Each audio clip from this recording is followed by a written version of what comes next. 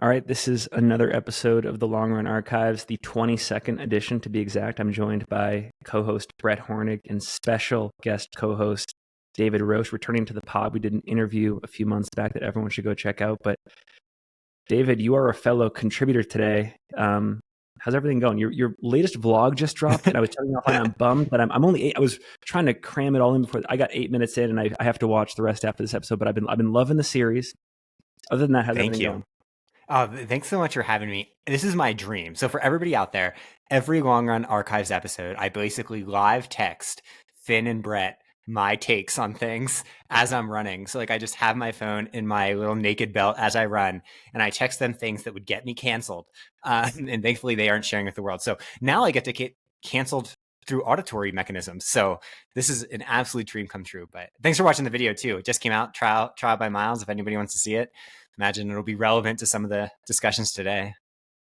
I have so many questions about it, but first, Brett, we got to check in with you too. I was telling you offline as well that you're progressively humiliating me with the YouTube studio setup. You're just on another level. It's incredible looking. What's new in your world? My 2025 New Year's resolution is every single time I join your virtual studio, I'm going to add one more piece of RGB lighting behind me. So the first time it was the lighting behind the shoe walls, and now the second time I put up a light bar above the framed singlets. So I got to figure out what the next one's going to be. Okay. I don't know. I heard that right before we started recording, Brett has a fine mahogany computer case or something, some hardwood going on there. So I wouldn't trust anything he says today. I think just at the outset, that's important to say. Yeah, I mean, those scented thing with the little jar with oil, and then it has little wooden sticks comes out of it. Mm-hmm. Yeah, those are bullshit. You just go get the real Brazilian hardwoods and build a computer case out of it, and the natural aromas are going to be way better than that fake oil stuff. So I'm no longer a lawyer, but I do remember from the rules of evidence that you can introduce this type of thing to the judge to let the jury know who they're dealing with. Yeah. Oh, yeah, for sure. That's definitely something that I would be presenting as well. David and Brett, you can rein me in at some point. I have, as an interviewer, I can't help but ask you a few current event questions. And the first that I got to throw out there is, because again, you were one of the hottest commodities in the second half of the 2024 Ultra Trail running season, wins at Leadville and Javelina. No shoe contract to announce yet. What's the deal there?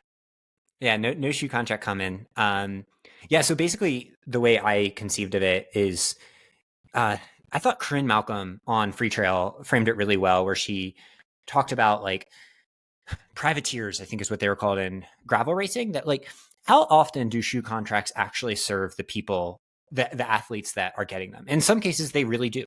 And for me at this stage of my career, the way it would serve me is, one, if it was the best shoe on the market, because I need every advantage I could get. And two, if it's either giving me a bigger platform by which I can build other storytelling opportunities, or it's very lucrative. And it's really hard to have all of that aligned. And so we're thankful that essentially it ends up being sponsored by the SWAT podcast and Patreon and all of that. But for every athlete I coach, I always tell them, do not sign that shoe contract unless the stars do align for you, because at the end of the day, most of them are not life-changing money, especially because they're short-term. So try to think about it as, how does this build a business around what I'm doing so that I can continue to do what I love, and it can be something that provides some financial stability outside of whatever your base pay is on the contract, because athletes are fungible tokens. We are gone in the blink of an eye. And certainly me at this stage of my career, realistically, I'm not going to be, in my prime earning years for that much longer. But I think sometimes as runners, we push away a little bit from maybe some of the narratives in other sports where it's understood that you need to get yours while the getting is good, because the clock is ticking. And I think in other sports, because there's so much more honest conversation around that aging curve than maybe sometimes in running, where we're just oh, you can do it forever. But it's more complicated than that, and the business decisions are more complicated. And so basically I just tried to play the game just a little bit and realized that those stars were not going to align for me. So you feel if you had taken a deal for 2025 Yeah. and beyond, you might be at a competitive disadvantage because of the lack of flexibility. Like no one single brand out there would serve you for what you need in this coming year. Well, I mean, I think one brand would. I think Adidas would, to be fully honest, and that's my goal on this. One reason I love wrong archives is like I'm a fan of the Campaign sport. tour starts here. Campaign tour starts here. Yeah. No. I mean, I tried. I tried with Adidas and Adidas, and they were great, and I totally respect them. But Corinne also kind of pinned that tail on the donkey in her understanding of it, coming from Terex, where she's like, could you imagine David going to a one-team camp? And I'm like, well, that I was kind of pitching myself as like a different thing of like, hey, let's take this to the moon, because anyone who's listened to the SWAT podcast understands like when we believe in something, we will go to frickin' town on it, and we will have a lot of different ways to promote that goes beyond being an athlete. And so, that type of vision, it has to almost be like perfect alignment. And if there's anything I've learned about like my version of presenting in the world and what we try to do, it's like we are a taste that isn't for everybody. And if someone doesn't get that, like we're not going to convince them of it. They have to kind of understand it after, maybe it's a little bit of an acquired taste, but then they have to understand it. Like I'm not going to convince somebody with a PowerPoint presentation. Dude, you like whiskey? Like, well, I don't know. You make what you want to make, and it gets better over time. And if people like it, they like it. And if they don't, they don't. But then sometimes they don't like it at first, but then they keep trying it, and then they're like, oh, wow, no, I actually do kind of get this. Best messages in the entire world we get these all the time, where they start like, at first, I hated you and everything you stand for. And now I love you more than my son, or whatever. And I'm like, okay, started bad, but we'll go with it. Brett, this is a question for you, and I'm just trying to like ideate on David's behalf, but is it fair to consider running warehouse the shoe equivalent of the feed? Like, could we get to this point where, for example, Some Work All Play is just aligned with all of the companies out there that provide optionality around nutrition, gear, equipment, etc.? I mean, I think it would be super cool to be sponsored by Running Warehouse. Yeah, I mean, kind of similar to the feed in regards to like, it's your one-stop shop where you can get like all things running. Like you can fully kit yourself out from head to toe with every single thing you need, and many things you don't need.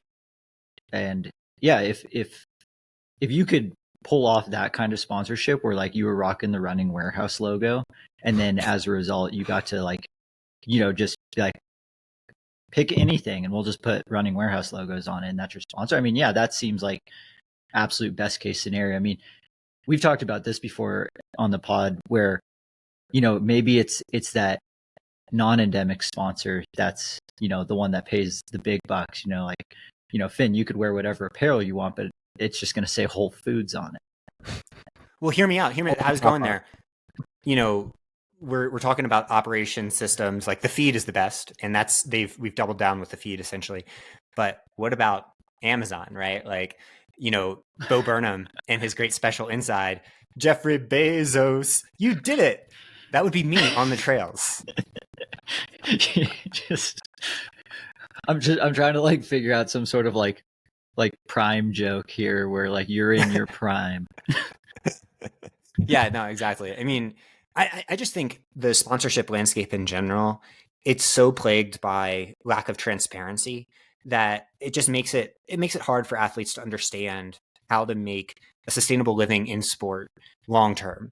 And what my principle always is like, sponsor is great, but it is a part of your story, and try to think about that broader story that you're telling, that because those are the stories that end up also being the thing that can be turned into, financial benefit later, but in a genuine way that's coming through, your like long-term storytelling that isn't dependent on having a good race season.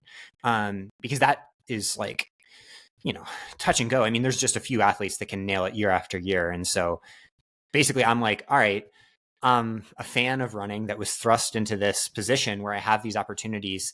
How can I, do what a fan would want to do in this position? So that's why like the video series and doubling down with the feed, like this company that just wants us to be weird and be ourselves and build in other ways, seems more appealing than like a shoe company that is trying to, like, if you don't fit into their marketing plan, even if you're able to sell a ton of shoes, and we could, perhaps it wouldn't be the best like arrangement. Okay, you mentioned the Trial by Miles vlog series. I loved the first one that came out, and I think I commented on the post when you were promoting it, just saying like, how many are in this series? I can't wait to see this whole thing kind of unravel before States. First question here, and I'm sure Brett has follow-ups too, but what's the why behind this? Like you're well known in the sport. You've got the podcast to begin with. You've got these other channels. Talk about the decision to go on YouTube to kind of like spill everything, go behind the scenes, etc.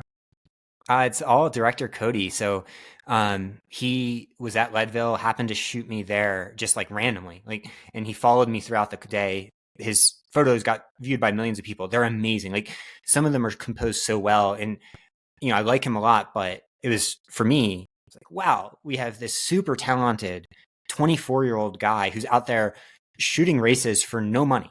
He was just doing it for love of the game, to learn the process. And then he went down to Javelina, paid by the feed. And after that race, he's like, David, I want to do this. Do you want to do this? Like, where are you at with it? And for me, I'm like, okay, this is kind of being a situation of storytelling just being put right there, where I do what I'm going to do anyway, try to show the like bones and gristle of the process, where it's not pretty and, you know, it's not glamorous at all. And he gets to tell his story, you know? And so at the end of the day, I view it as like I'm on camera a lot, but it's his artistry. And so for me, it's like, I mean, how cool is it that you have someone that's out there and doing these like incredible things? Like, I can't wait for people to see the Trial by Miles video. Like, I think it's going to be a classic in the running world, not because of anything I did. Like, and I know people might think, oh, that's a lot of David on there, he's talking about himself. It's like, not at all. Like, I forgot what happened by the time I watched the draft. It was like his editing of it and the way he broke it down. It's like what I always wanted when I'm on the treadmill, you know, watching something. And so, yeah, I mean, I guess for me, I think, I don't know, I think there's so much joy in the world of just being like, here's my story, you know, like all of it. And I think like athletics is a great opportunity to do that. And it just so happens that for this very brief moment, like this, you know, whisper from a gnat's ass, you know, this gnat's fart of a time, I'm going to have that opportunity as an athlete, you know, and then I'm just going to go back to telling my stories as a coach and, you know, human. But like, I want to embrace this time while I got it. Like Finn, you and I have talked about previously in Long Run Archives, where like we wish that there was more opportunities for elite runners to have like professional, you know, producers and camera people with them. Not because they can't make the content themselves, but to ease the burden off of all the, you know, like David, you said, like all the footage that has to be sorted through, because, you know, it's not like it's just like one take and then all of a sudden Cody just gets press publish. Like there's just so much in the background that goes on. And when there's already as much as you have to be doing in your day to day to perform at the level you want to perform at, you know, it just makes more sense to have the team behind you. And I am so excited that it really feels like 2025 is the year where, at least in like trail ultra, that sort of like vision is coming to life, because there's a handful of new like YouTube channels out there where people are, you know, sharing stories, being a little bit more public with their training, talking about the race they're going up. And you know, I just think it's so cool to be able to see all the different unique perspectives of the way people are essentially training to win races.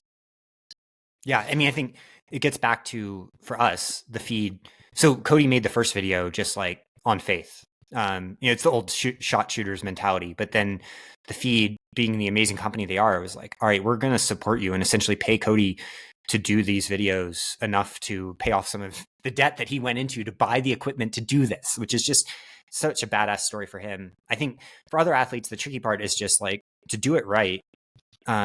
It's a labor of love, in the same way that, like, you know, I developed as a writer for a decade and a half, and the videographers are so good at what they do. They're such good artists. And I think everyone can develop those skills, but you have to spend so much time on each video to develop them in the right way, that I mean, I just want to. I wish there was a way we could support the artists more and get the money straight to them, because like essentially what we're doing is saying, Cody, you get all the money from this, because this is your risk, this is your art, and then we're very much in the way we structure business all about noticing and validating the indirect economic benefits of like all the different things that happen in athletics. And so, good example is I was on the Singletrack podcast in October. That podcast episode for us was probably worth 5 figures, and how much it paid back to us via like Patreon and new listeners and people that gave us a chance that might have previously heard other things about us and things like that. I mean, legit low, like not just low 5 figures, like probably a little even up. And I mean, similarly, the video series, even though we can't track any of this, like assume it's going to be like that. And so, I mean, it's hard because that's coming from a place of privilege to be like, all right, we're willing to invest time in something that is non-direct economic benefit. But I think every athlete needs to think like that. It's like, you are a brand, even if that brand is fully authentic, which I think it needs to be. But similarly, you need to build yourself in that manner and think about it that way. And, it's tricky because, you're also relying on other people for it too. So I'm so excited about the other channels, like Finn's channel. I've been watching everything at the second it comes out. I've been loving it so freaking much. Hans Troyer's channel I've loved. And then Clayton Young was part of the initial motivation for Cody, I think, and what inspired him to do this in the first place. When this is being negotiated with the feed, again, to the extent that you can be transparent about it, no pressure, is it one of those things where it's like the episode, the season 1 pilot was a hit, like the analysts have come in, we are renewing this thing for a full season 1? Or were there other reasons why the feed was like, let's take a chance on this, let's double down? Like where do they see the value in this? Yeah, I mean, I think that for the feed, it's one of those places where you're lucky that the people there are just amazing. So Mia, Hal, Corinne Chalvoy, who's spearheaded a lot of their trail efforts, and then Celeste, the head of marketing, are just truly just genuine people. And they're like, we want you to tell stories, no limits on the stories you can tell. You don't even need to link to your discount link like we would on the podcast or anything. They're just like, this is a risk and we want to tell authentic stories, go for it. And the way that was pitched, it was a conversation between the first video and then the second video coming out, where they watched, all they did, as far as I know, is watch the first video. And we're like, okay, this is the type of thing that the stories we want to tell, and we want to use whatever the value, like the marketing budget they have on some of this work. And so I think that they weren't, as far as I know, looking at the metrics. They did similar for the podcast, where it wasn't about the metrics. It was more about, like when they worked with us initially, it was about, all right, this is like the culture of the sport that we're trying to support. So yeah, I mean, I think they're lucky in the sense that they're like so nimble as a company because relatively small still. But I do think that there's so much opportunity for brands that are willing to just kind of branch out just a little bit and take a couple risks, because I mean, the appetite is there for this. But the stuff doesn't get created at the level it could without, some financial backing. Are you able to tease content coming down the road? Like, will Cody join you at the Gorge Waterfalls 100K and catalog that race, stuff like that?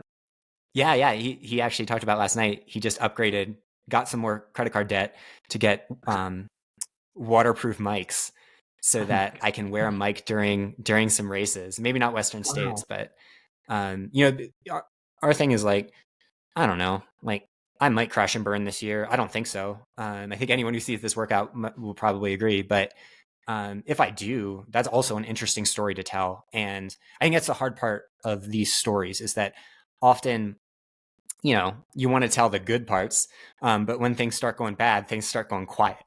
And my philosophy is that, like, I've modeled failure for many, many years. And for 1 year, I modeled a lot of success. Maybe the story is just going back to baseline. And that would also, I think, be an interesting story to tell. And so, you can come to races. We're going to tell a story like about the accident I went through, about a lot about cycling and weightlifting. And I mean, just kind of getting into the nitty gritty of all the things we want to talk about, but just don't have the like visuals to truly convey it.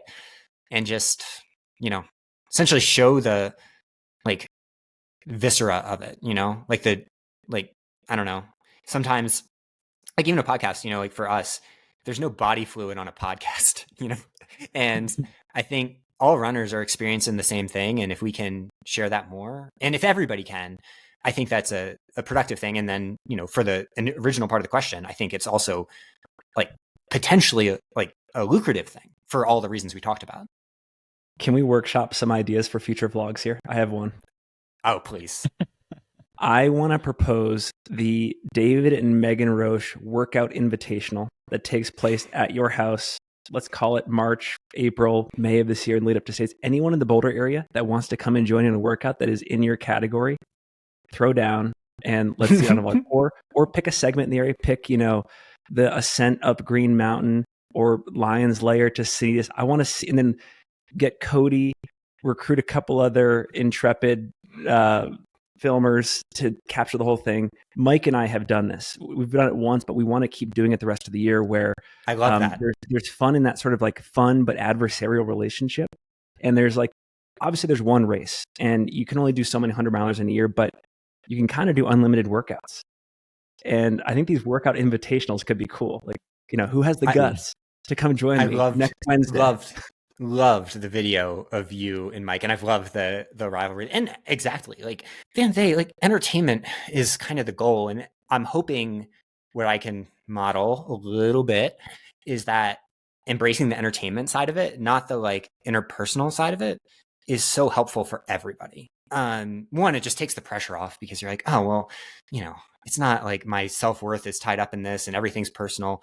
But also I think it'll make it more fun because like the more running can be like football or basketball where it's it's like the entertainment in ESPN, like the E in ESPN, the better. And so, yeah, I mean, I would love that. That would be so fun. I mean, though, perhaps as Brett texted me earlier this week, instead of doing like a Green Mountain time trial or something where I might get my ass kicked, we can do a bike time trial on Zwift where I think relative to runners, I might be a little bit better shape there. Yep. Yeah, we need to see some Alp to Zwift live stream. But then we're going to have to do the whole like weight verification and all the stuff that the pro Zwift racers there's a lot of shit that goes into Zwift, but it might be worth it. I coach someone that wins all those professional Zwift races, Nicole Meyer. She's incredible, but she tells me about like they have to get 3 different camera angles and how they step on scales and hold weights. And yeah, does she have like the Bluetooth connected scale that like oh my God verifies the weight somewhere else? Such a beast. She has 3 kids. She's doing some of these races at like 3 a.m. and absolutely brilliant person over in California. And I watch her bike races live on YouTube because they all get streamed on there. And I'm like screaming at this little electronic avatar. They're so exciting. They're so Zwift exciting. Racing is so exciting to watch. And we go through it like we would running. Like we make and even more so in cycling, like we make a race plan. It's like, you're going to try to attack here. And so what she's thrived with is early attacks. So she's not a sprinter. And so we launched kind of the flyers.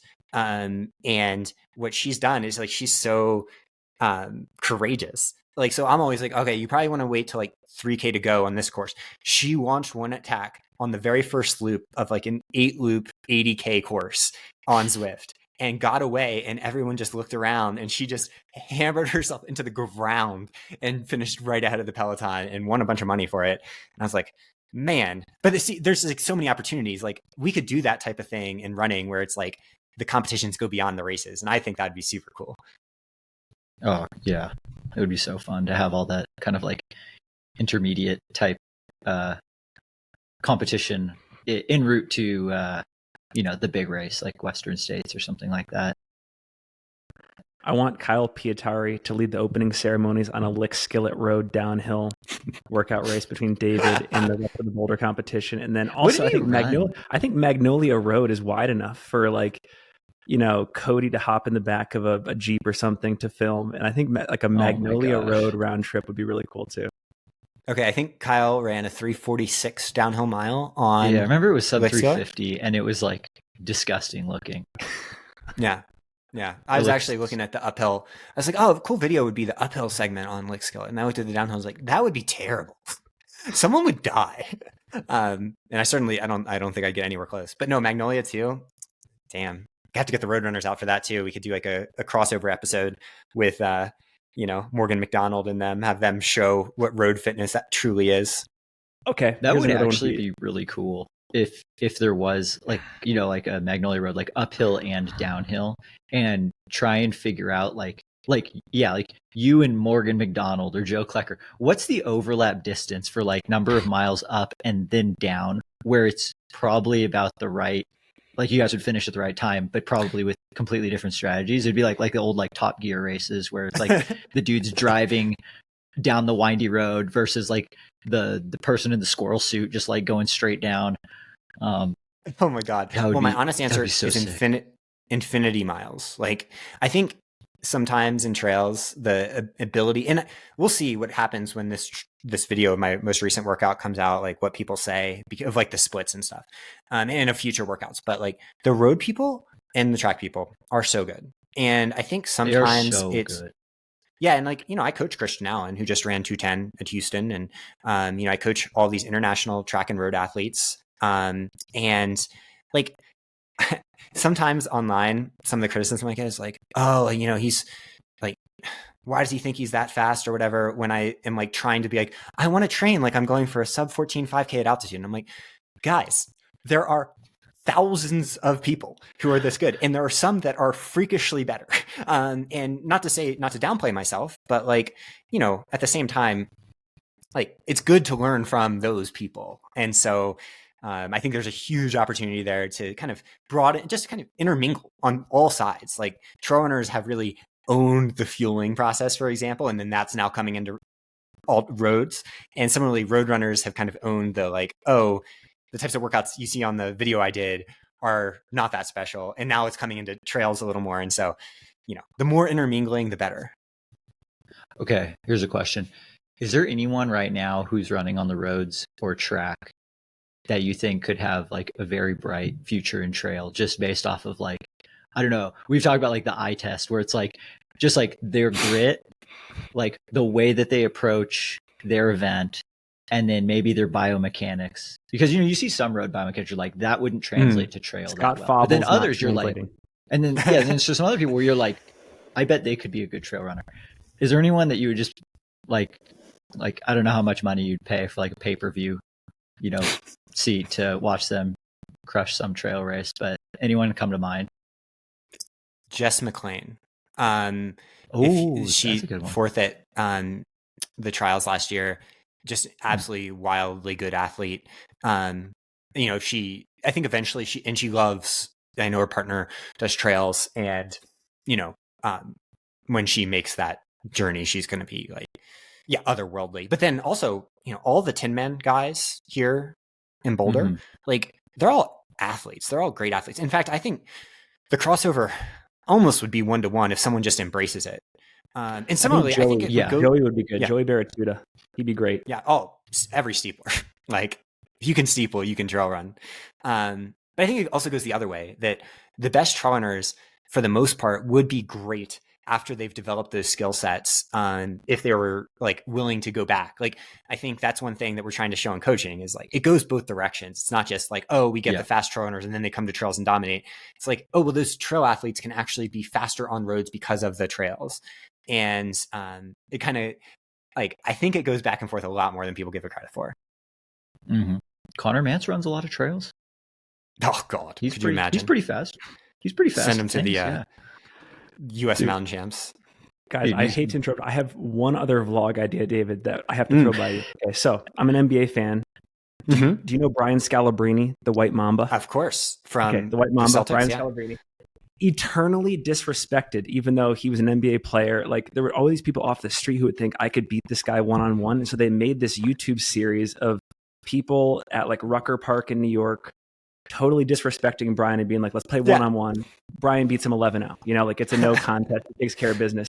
You could do this series because I feel like in the running sphere, trail runners are still disrespected, especially by the track and field people, road running people. You could do this thing where if you and Megan are on the road, supporting your athletes going city to city, you could, again, do an invitational in like Portland, Oregon. It's like, meet me on the track. Let's go. Like take like a a track and field person who, whatever, is from the Jacuzzi Boys and challenge them, Yeah. there, Yeah. like while you're No, there for whatever. One of the more like weird confidence building moments of my season last year was so Ali Ostrander, her partner Spencer Brown. They both have great YouTube channels, by the way. In fact, the best thing I've seen on the internet was going to be their YouTube channels, so we can just skip that. But Spencer would come film the track sessions where I would pace Ali, and Spencer's a great guy, and he's also very like a big running fan. And I don't know if he understood necessarily like the whole trail world in general, but he's like, David, you're almost an Olympian. Like when he saw me at the track, like like he's trained with those people, and not to say I'm not. Like he's just a very kind guy. But that was a hugely confidence building moment for me, and he's been like my ultimate evangelist in the road world of being like, guys, he doesn't breathe at 66-second 400s, or whatever, telling people that will listen. So yeah, no, I think I still can't get over. Oh my gosh, they're just the road people and track people are so good, and I think there's a huge lesson to learn for trail people that like, hey, these people that are so good, like, we should pay attention to what they're doing in the same way that they're paying attention to how we eat, and things like that, because like, the crossover is so helpful. Yeah, I was actually just on the phone with a couple friends who are either training or coaching up in Flagstaff with some of the groups, and we were just kind of talking about like, a lot of the new training styles, and I was kind of asking like what's the differentiating factors right now for why some of these men and women are winning races versus losing them? Like, is it still simply like the person with the talent that happens to work a little bit, or like are there new workarounds where it's not necessarily the most talented person? And then we got going down the road of threshold training, and how it seems like so many groups are, well, pretty much everyone is centered around like threshold effort, and how like one of the biggest differentiating factors was like who could just stick their nose to the grindstone and like cram in the most amount of threshold workout miles in a week without breaking. And that led to like, I guess it sounded like kind of unique to Flagstaff right now. One of the like what they consider training breakthroughs for like 10K and shorter that I thought was very interesting was all of those 10K and shorter specialists have pretty much completely dropped the long run from their training, and instead found it more valuable to add, another threshold workout. Because, when you add up like a warm up and a cool down plus all of 8 by mile or whatever, maybe even another PM 6 by K, that's a pretty good amount of mileage in a day anyways. But I thought that was super fascinating. And one of the things that like it seems like all the training clubs are still pretty split on is how to get race sharp. So like how do you get from all of this threshold work you're doing now down to like mile sharpness? How far out from your goal race do you start doing that? Because you don't want to sacrifice threshold sessions. You want to keep getting as fit as possible. And I was like, oh gosh, what if you're if you're taking all that into like say like 100-miler, at what point do you start? What is like getting into race sharpness from all this threshold work, and like how many weeks out from your race do you need to start course specificity / what does that even look like? I just it got like my coaching hat just started spinning in terms of just like, oh my gosh, there's still so much to figure out in the trail world, like coming from what is being learned at seems like such a quicker rate in the track and the road world, just because you get to race more often, and there's a little bit more money in the training. I don't know, but it was blowing my mind. I think the same rule applies, that the fastest person usually wins, and it's really easy to get caught up in things like massive quantities of threshold training. But I bet if we lined up the people that are excelling the most off of high volumes of threshold training and measured their velocity of VO2 max, we'd also just see they're freaks to begin with, and they're adapting a lot to this work, and they're staying healthy through it. But you see these oscillations in training theory all the time, and I find that the people that have a ton of success pricking themselves with lactate meters were also the most successful before they prick themselves with lactate meters. And then we start justifying, and that's not to say it's not insanely important, but the athletes that are succeeding off of tons of threshold work are so fast at threshold that it isn't like normal people doing lots of threshold work. And that's where the stories of lactate guided training aren't shared, is the humongous group of people, the huge amount who do not become champions often, and in fact get slower because they're not gifted in that exact way that responds hugely to a ton of like high quality yet still aerobic work, and they kind of find themselves just getting slower. And you see tons of dropouts from these training groups of people that are just like, oh my God, like not possible.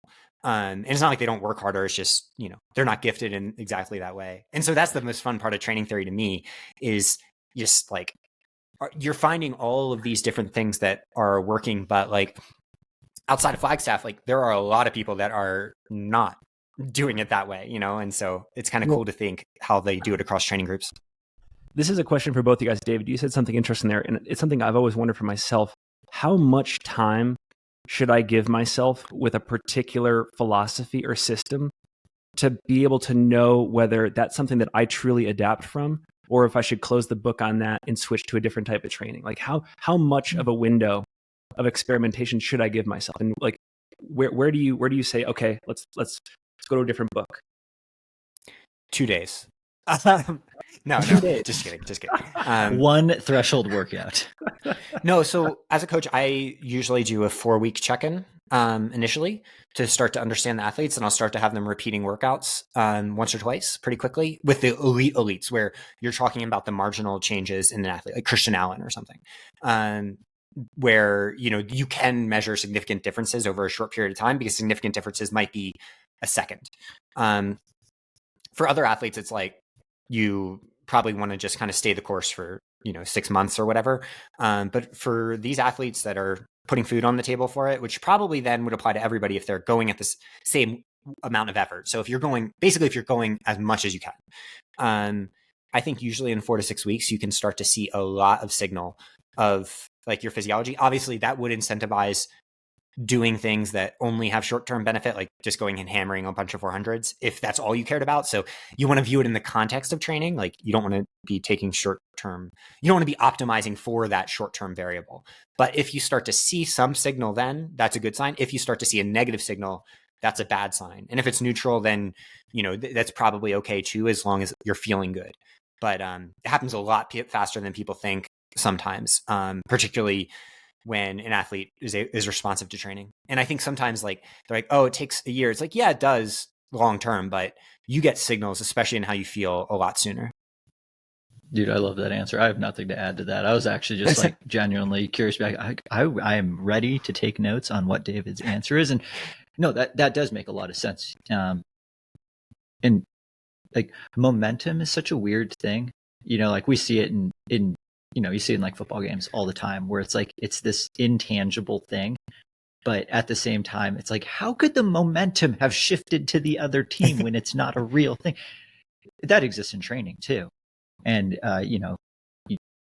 you talk a lot about like, the belief in the buy-in process. And it's like, if you are enjoying what you're doing, especially for like the other 99%, where it's like, if you're doing things and you're enjoying it and you're taking care of yourself and getting your sleep, it's like almost always you're going to see improvements of sorts. But yeah, it does take more than like one threshold workout to see. I love that analogy to other sports, because clutchness is not really a thing, right? Like when you do advanced statistical analysis, like it's not like people just turn it on when it's time to turn it on for the most part, especially in basketball and baseball.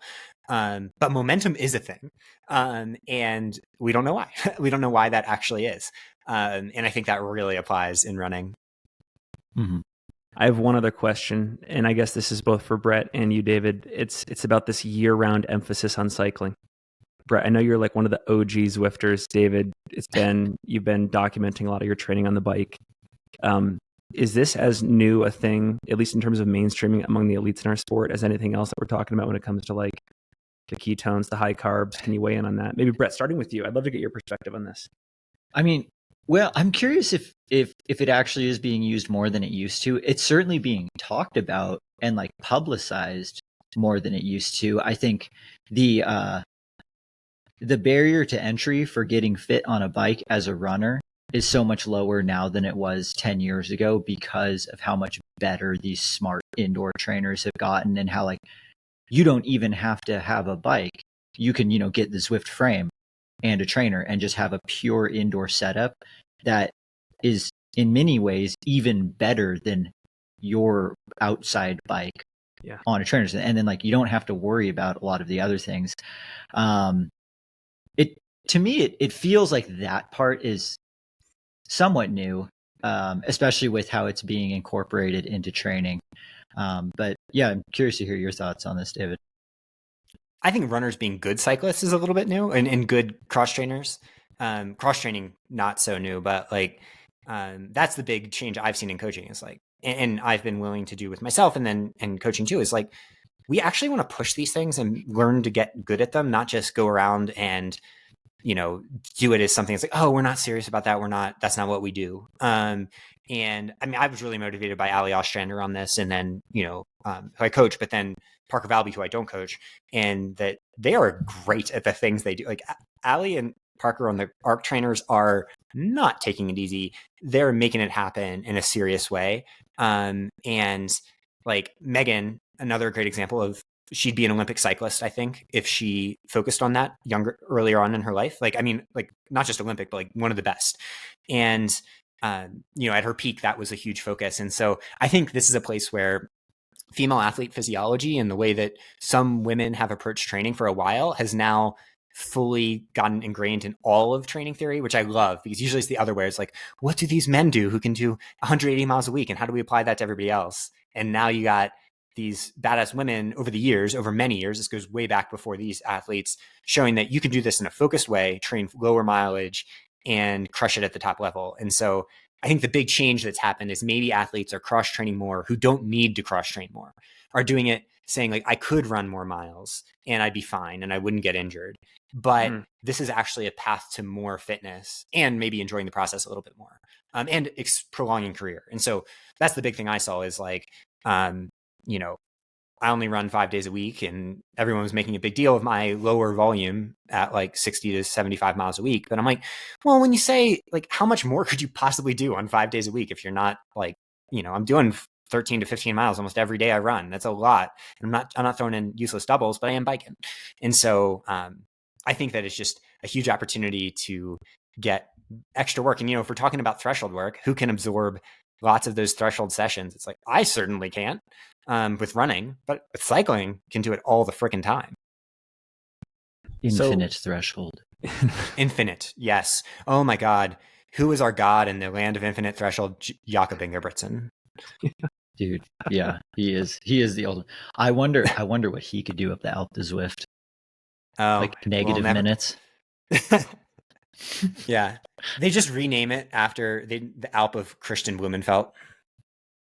The Alpe Ingebrigtsen. Oh gosh, dude.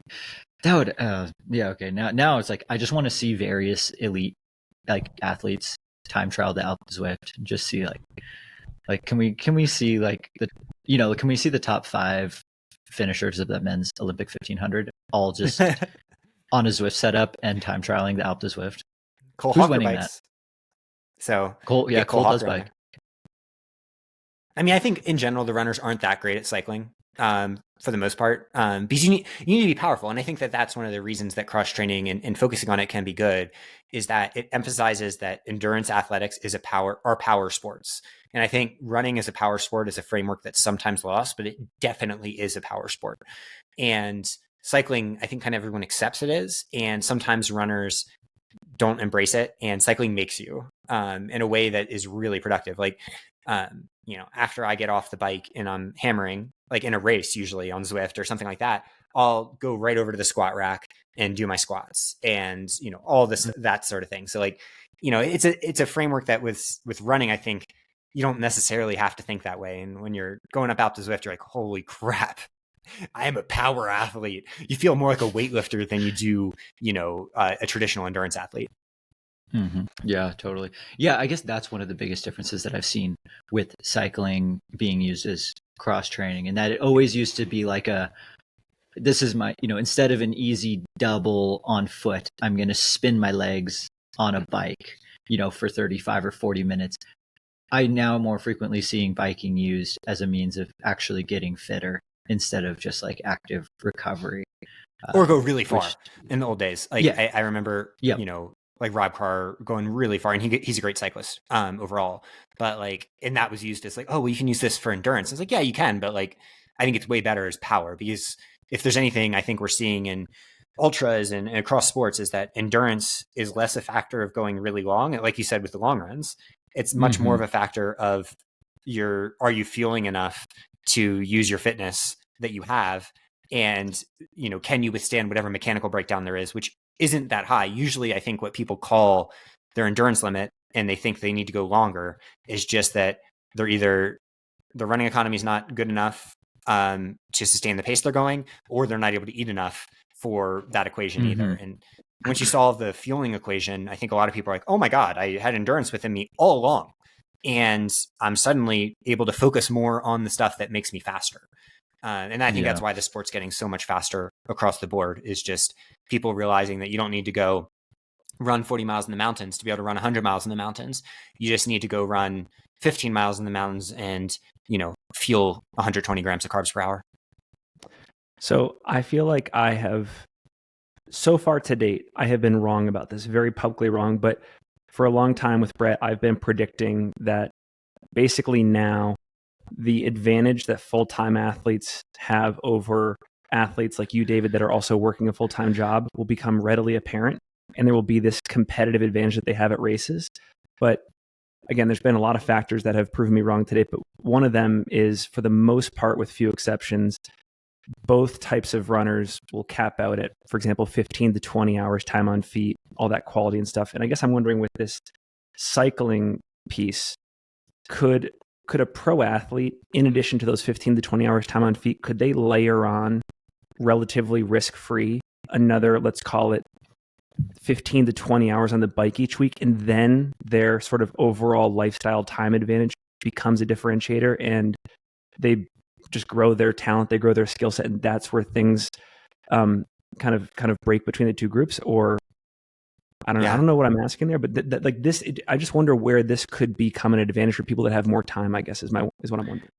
That's a wildly insightful question, because I think that's the debate that's happening behind the scenes in text message threads, on group runs, amongst people that are hard workers and have this ability.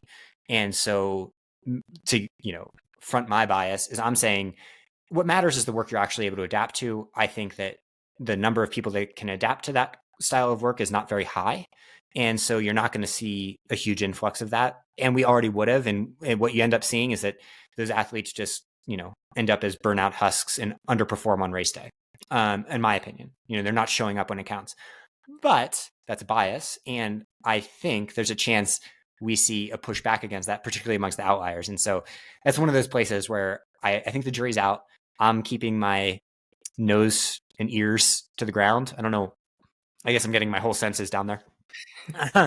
And like, I'm trying to see what it lies, because like I've seen it a lot with male athletes, especially, where they're like, well, if 15 hours a week is good, why not 25 hours a week? And I'm like, well, I think we've kind of already answered that question over the course of training history.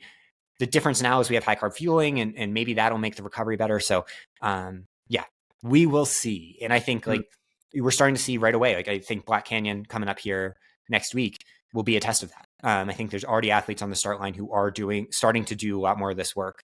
And I think, it's one of those places you can't study it. It's not going to come from someone's brain. It's going to come down to brass tacks, who's reaching finish lines first. Okay. Yeah. I was just reading this super fascinating article. I think it was like Velo News or someone, but it was an interview with Simon Yates. And he was talking about, because he's like a kind of a veteran pro cyclist now at this point. He's been around for a while, and he was talking about how, you know, he's been competitive in the pre and post carb revolution, and was talking about some of the training styles and differences that have been influenced by, you know, eating 120 grams of carbs an hour on the bike.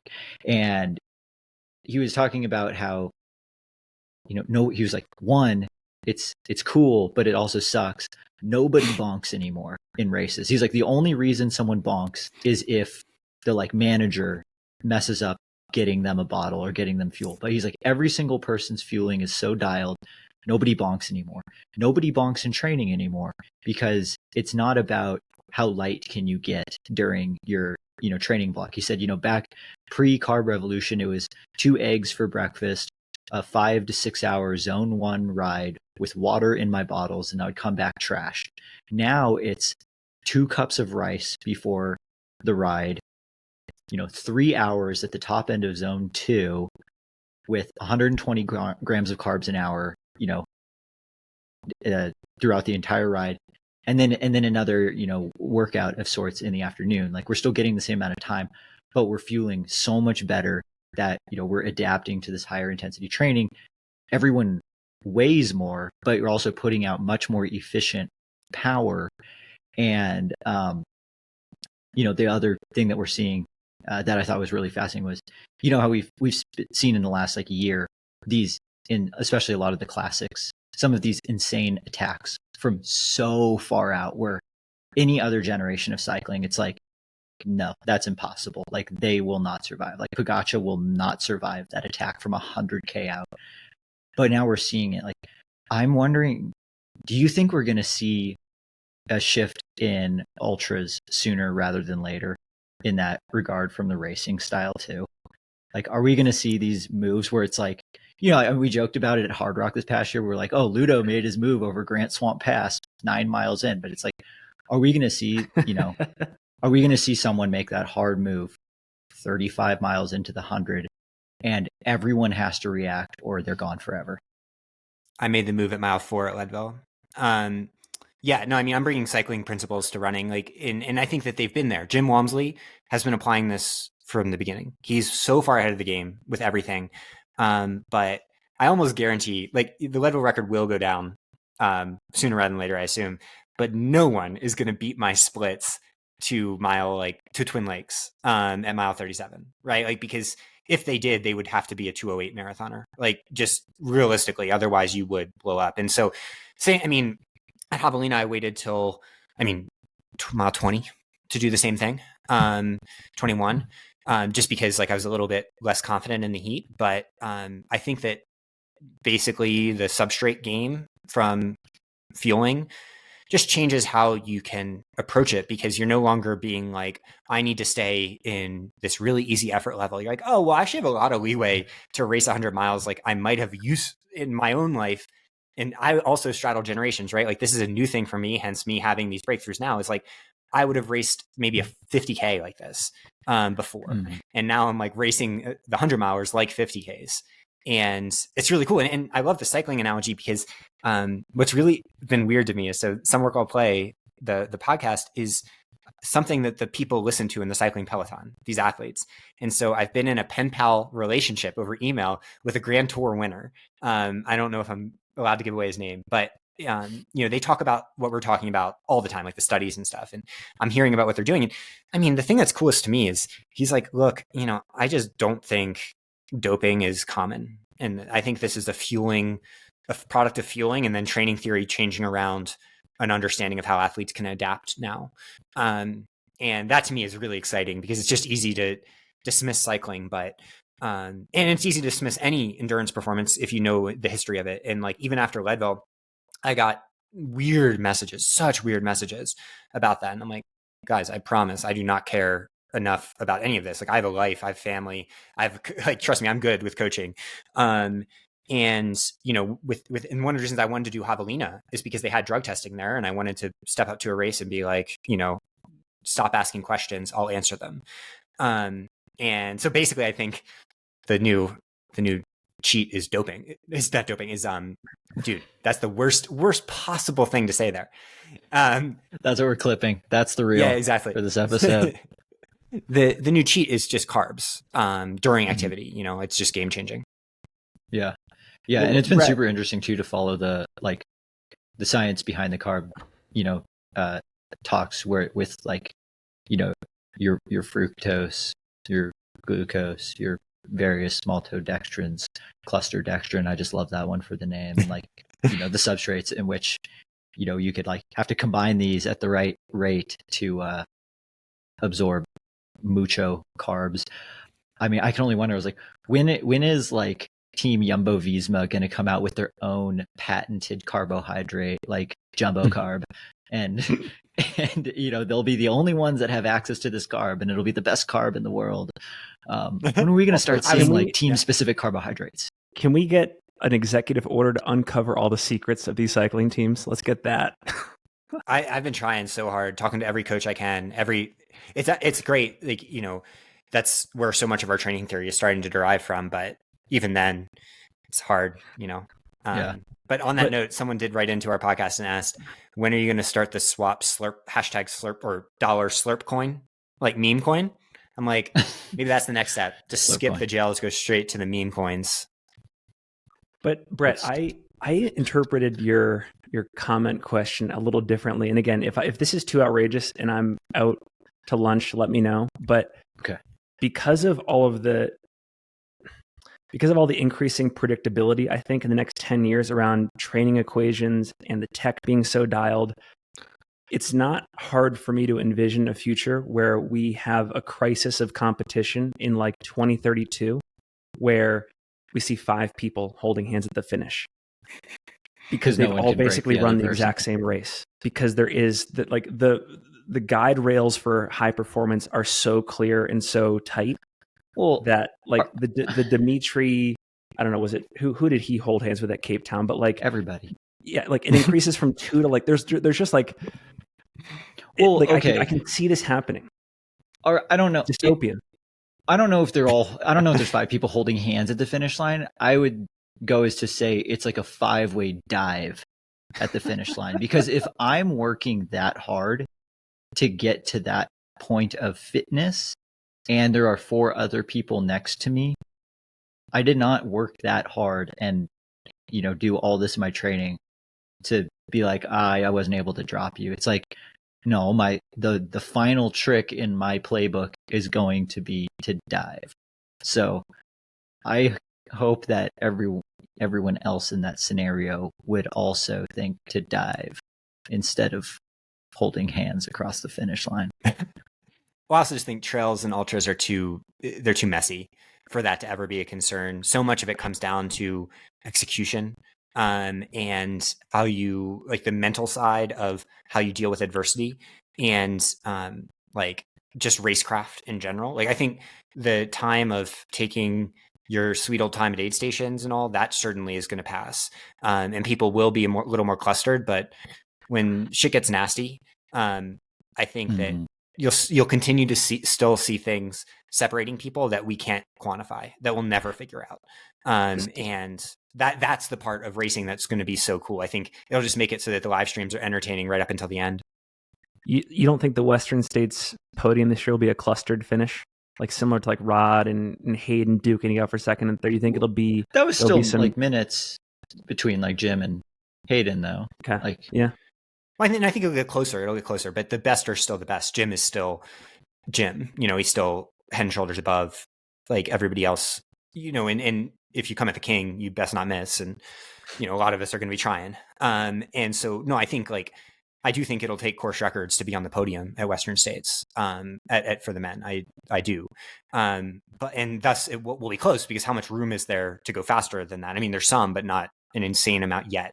But I mean, it's not going to be super duper close. I just think the time of people absolutely stomping the fields are gone in races where everybody's applying kind of the same idea, but you're still going to see, new approaches dominate. And the basic thing is everyone's taking different training approaches too. So, the reason that I'm focusing so much in these videos on essentially developing speed that is a little bit different than other ultra runners is solely because like hashtag this is how we win. Like this is the only opportunity I personally have because I can't do what they can do with their own game. I know I can take in a lot of carbs, and if I can, maybe be faster on a short distance, like it'll give me some little window into that. So that's the cool part of ultras is like everyone's kind of trying to find their own path rather than, trying to play Jim's game or Killian's game, God forbid. Like, I think if anyone tries to do that, I mean, of course you're not going to win because they're Jim and Killian. Like you're not going to be better than them at their own game. They're the best that's have ever done it. And, we'll go down in history that way. That brings up kind of an interesting thought. So, like in your training, you know who you are as an athlete. Like Jim knows who he is as an athlete. Like, I don't know. I feel like at that level, you have to have a pretty good amount of like self-awareness to an extent of like what your strengths and weaknesses are, like as an athlete in training. Where do you lie on the scale of like, do I work on improving my weaknesses or do I just double down and work on improving my strengths? Oh, strength all the way, baby. No, Yeah. I think, I mean, you need to have not be defined by a floor. And so, like for me, let's say, I'm never going to be the best technical downhill runner at this stage of my career. I'm not bad, but that's the point. It's like, I don't want to be bad. Like you need to not break down on the downhills. You need to be serviceable. But getting a little bit better at my weaknesses raises my floor, but not my ceiling. And I think the whole idea of shot shooting is like, I think you need to raise the ceiling and accept the floor, because you're going to have bad races and do poor. But like, I'm not the type of person that would ever want to be top 10 years in a row at Western States, which obviously at this age I wouldn't have a shot at, but it's not my thing. Like I want to be mercurial, and I want athletes to be that way too, because I think your fitness is your best day. And so bet on the best day, train your strengths, make sure your weaknesses don't cause you to DNF too often. But summer's okay.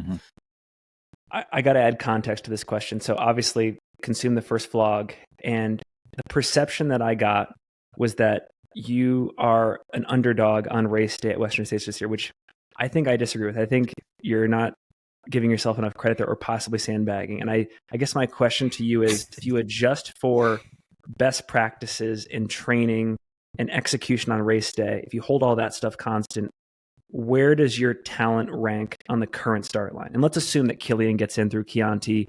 Let's assume that like a Tom Evans decides to hop in at a later golden ticket race. Like if you can imagine or anticipate same with Black Canyon, anticipating who gets in through that, like an Eli Hemming, where do you put yourself in that mix? You just named a lot of people. Yeah. You just named a lot of people I'm behind. That's all I know. No, I mean, I think talent is such a weird multifactorial thing. Like, I clearly have some, in a good bit. Like it just didn't show immediately. And that's always where I come back to. I'm like, it took 4 years of running for me to like understand that running was something I was pretty good at, which is pretty fast. Like, I mean, that's a gift, right? In the scheme of population, but it's not like obvious like it is for most people that express that way. So clearly I'm not the VO2 max monster that shows right away. But at the same time, like, I did have success at shorter distances and stuff. So I think it's more just like, you got to show it. And yeah, starting in July of last year, I did show it, but you're going up against people who have showed it so much more and so much more consistently. And yeah, I actually think that Leadville, the farther away I get from it, the more I do accept that it was the race that it was portrayed as. But like, dude, you're looking at a start list of people that is just like knocking out of the park for years at the very top level of the sport on all different sorts of courses. And so, like, I think that if I was 22 and had that result, maybe then you're just like, oh, I put him right near the top. But like at this stage, it's like, if we're racing resumes, like, which is what I mean, at the end of the day, like all these athletes are great. So they've had chances and I've had my chances and I haven't succeeded. It's like, yeah, I mean, I'm an underdog if like McKinsey came in here and did a analysis of it. And also I thrive with that mentality. Give me haters or give me death. Fueled by the haters. Oh yeah. No, I think someone made a great comment on my Instagram. They were just like, I was joking. They were like, "Oh, 5 records is going to be so cool," and I was like, "Well, 5 DNFs would be pretty amazing too." And then they said, "David, this is the year you prove all the haters right." I was like, "That's a hilarious comment." Yeah, it's. David, I think I do agree with you there. To disagree with you, Finn, even though you're sitting right here next to me in this virtual studio, I do still see David as an underdog coming into this race for a lot of the reasons of like you named a couple people who have already actually won Western states and like seemingly cracked that code, and I don't know. I find it hard to not be an underdog when you're coming into a race for the first time as well. Also, both of you did not even pick me to win Javelina. So, Finn, how could you, Brett? I accept what you're saying. I actually don't even remember. I don't even remember who I picked to win Javelina. Oh, I'm sure they did. They DNF'd, I think. No, I'm just joking. Everyone was amazing, and I want everyone to succeed. But Finn, like that's the point, though. Like I agree with your picks before Javelina in the sense of like I texted you like good pick. I get it. But then I texted some trash talk, and the point just being like that is realistic, like, and I like it. Like I think in the entertainment side of sports, it's better to be Rocky than Drago, and like I want to be Rocky. By the way, that reminds me, did you guys see the news today that Raj Paul Panu, speaking of Javelin, is going for the 100-mile course record? The road on February 14th. He's going to try to break 11 hours and 18 minutes. Interesting. Is that a jackpot? It must be. February 14th. It must be. Well, so that fascinates me because he has to beat Dakota Jones if he wants to do that. Who's also very fit. Yeah. And has been doing the training necessary. Like he has sacrificed the mountains for this. I've been watching on Strava. And Dakota's just one of those dudes who it's like David, like you said, like what if Dakota in a past life decided that he wanted to be an elite 5K runner? It's like Dakota, he always struck me as one of those like uber talented runners that no one really knows about because he's just been so good at crushing trail and stuff. Or it's like people are like, oh, I'm so curious to see like what Dakota ends up doing in 100-mile. Like it's cute that he's trying this. And it's like, no, I have a feeling Dakota's going to do something like dirty down there.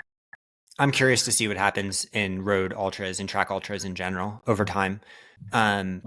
Because like those, like, I mean, in trails either too, like all of it, it's all just on this upward trajectory, especially with the fueling approaches and all of that. But I mean, when I announced my race schedule, I just like put in something in the end. It's like, I want to go for a world record this year because like you look at the equations on this stuff in the same way I tried to look at them for Leadville. And I'm like, there's opportunities here. It's going to be really fun as a fan of the sport.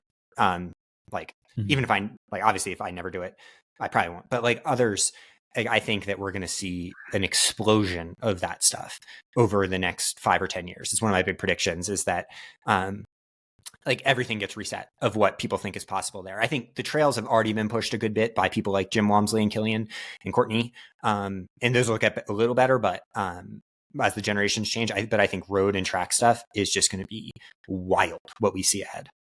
Yeah, and not to downplay how great the other athletes are, but I think the fueling stuff is changing it all. I mean, to your point there, I'm pretty sure the current record was done on keto.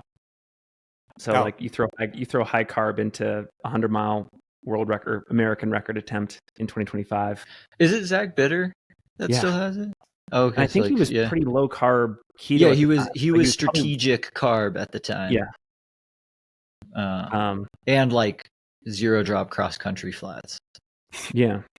So I mean, there's a lot. He did that under those conditions, which I mean, I don't know. he was.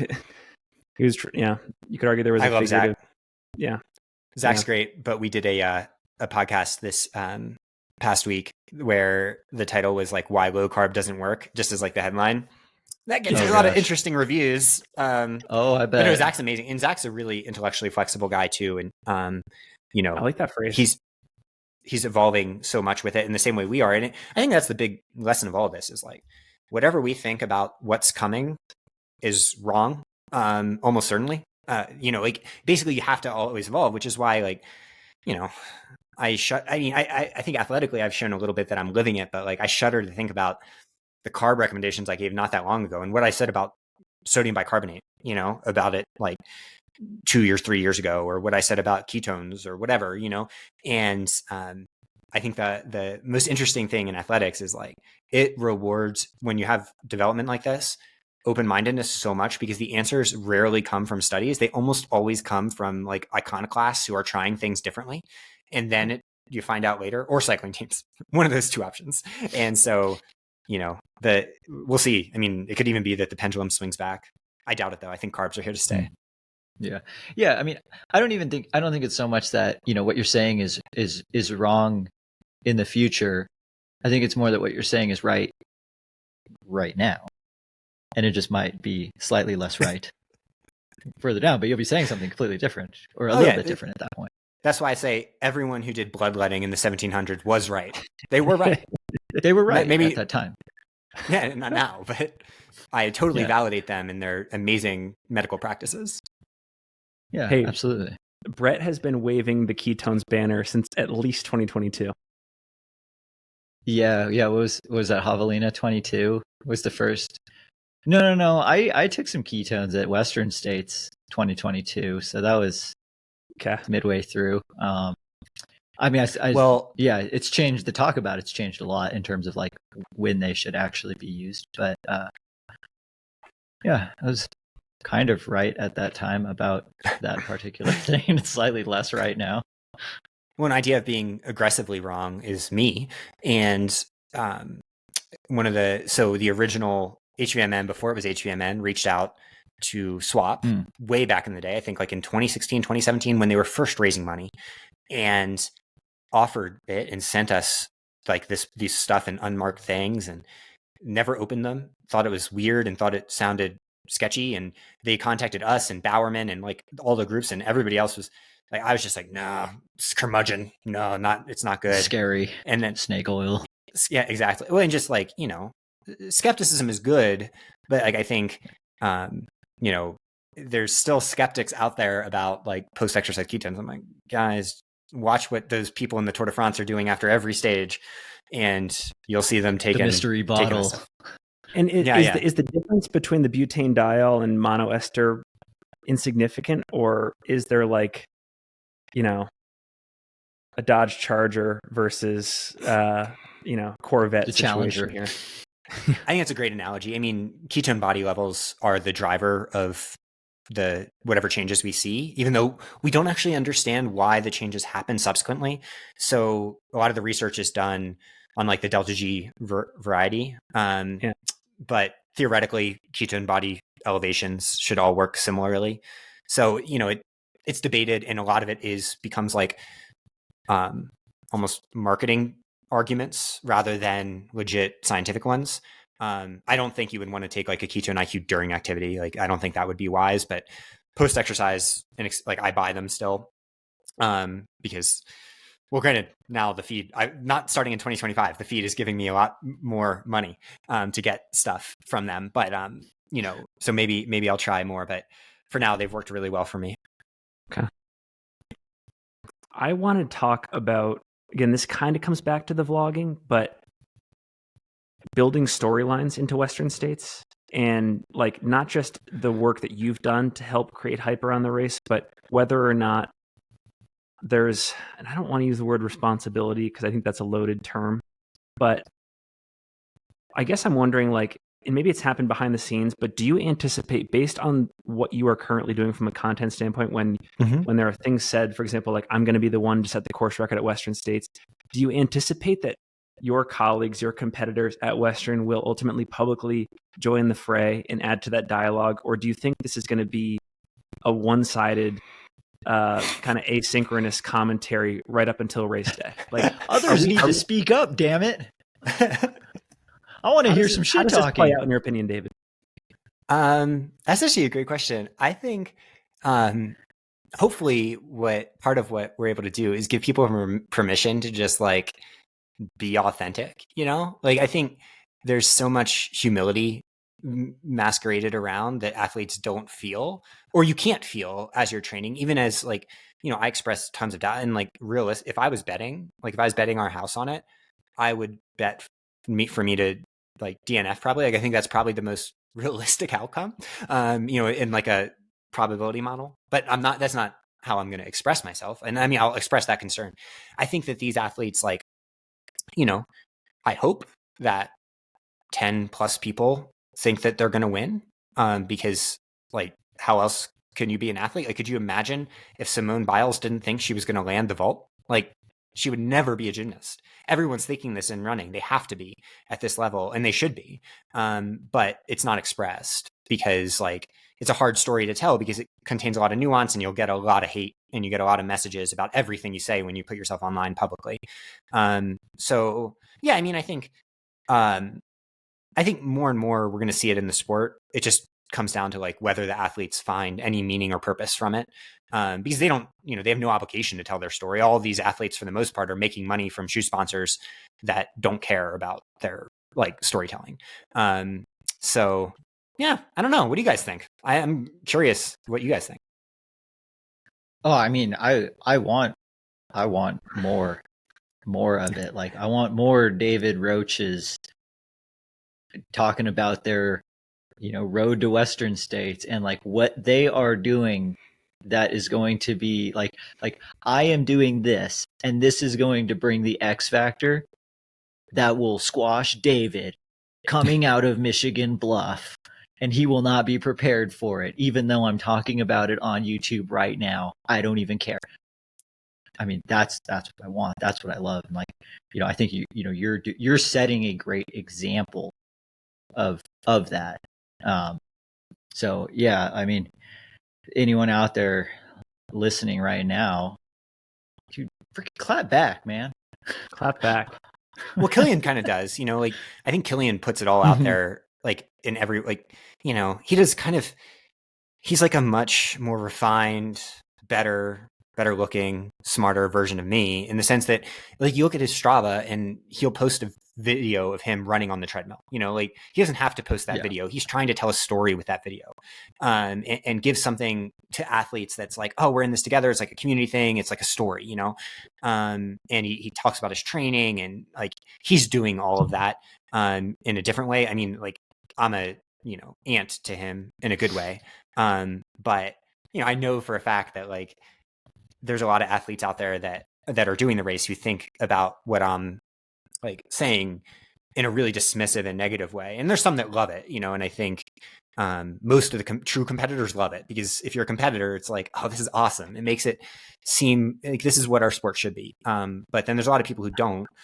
And I think that most of the time I'm like, that's what sports is. Sports is a place where like, I mean, we all remember playing sports in the backyard when we were kids. And like, that's what so much joy, at least for me, comes from. Even when you're like, even if I was just chasing cutoffs, I would love that part of it, which is why, the Finn versus Mike stuff is the best. And I'm like, yes, I will probably not participate in a rivalry. That's not my style. But I just love the idea that sports can be like a chill way to, trash talk and then come back and say, I love you, man, or I love you, woman, or non-binary person. And it's just, love expressed through play. It's really interesting. And Brett and I have talked about this maybe one or two times on the pod before, but at Western States last year at our studio, we had Hayden Hawks in, and during the conversation, sort of unprompted, he said, look, when the gun goes off on race day, I don't have any friends. And I mean, as a media person, obviously, when you take such a definitive stand, like you eat that up, it immediately becomes the clip for the episode. We're playing that game, of course. But I would argue Brett and I were both kind of stoked that he was so forthright and really like revealed truly his inner thoughts. We put that clip out on social, and at least for the first 6 hours that it was out, it was pretty wild how unilateral there was some commentary was against him. And sort of like the themes were like, it almost felt like a political thing where it was like coalition building, like, come on, like we need, men supporting men, women supporting women. Like we need to like approach Western States like it's us versus the field. It's like a kumbaya thing. Like when we're out there at mile 60, we're working together. And I mean, I was not prepared for that. I genuinely thought that it was going to be this like breath of fresh air moment. where it's like, oh yeah, finally, Hayden vocalizes what all of his competitors are all realistically thinking, and it at least initially didn't pan out that way, which shocked me. Yeah, there was a lot of soul sport pushback. I have some good insight here about like Hayden is the best, right? Like he when he says that, he's showing why he's the best in the world last year, and he's also showing what he needs to perform, but also what's so beautiful about sports. Because do you want to know who Hayden actually is? And I brought out my phone for this if anyone saw me glancing down. I just was texting him throughout the like ultra runner of the year type stuff. And when I said something about talking about him being second in the free trial voting, and me just saying the normal stuff you could imagine me saying, he's like, I'm just grateful I made the top 10 with incredible athletes like you.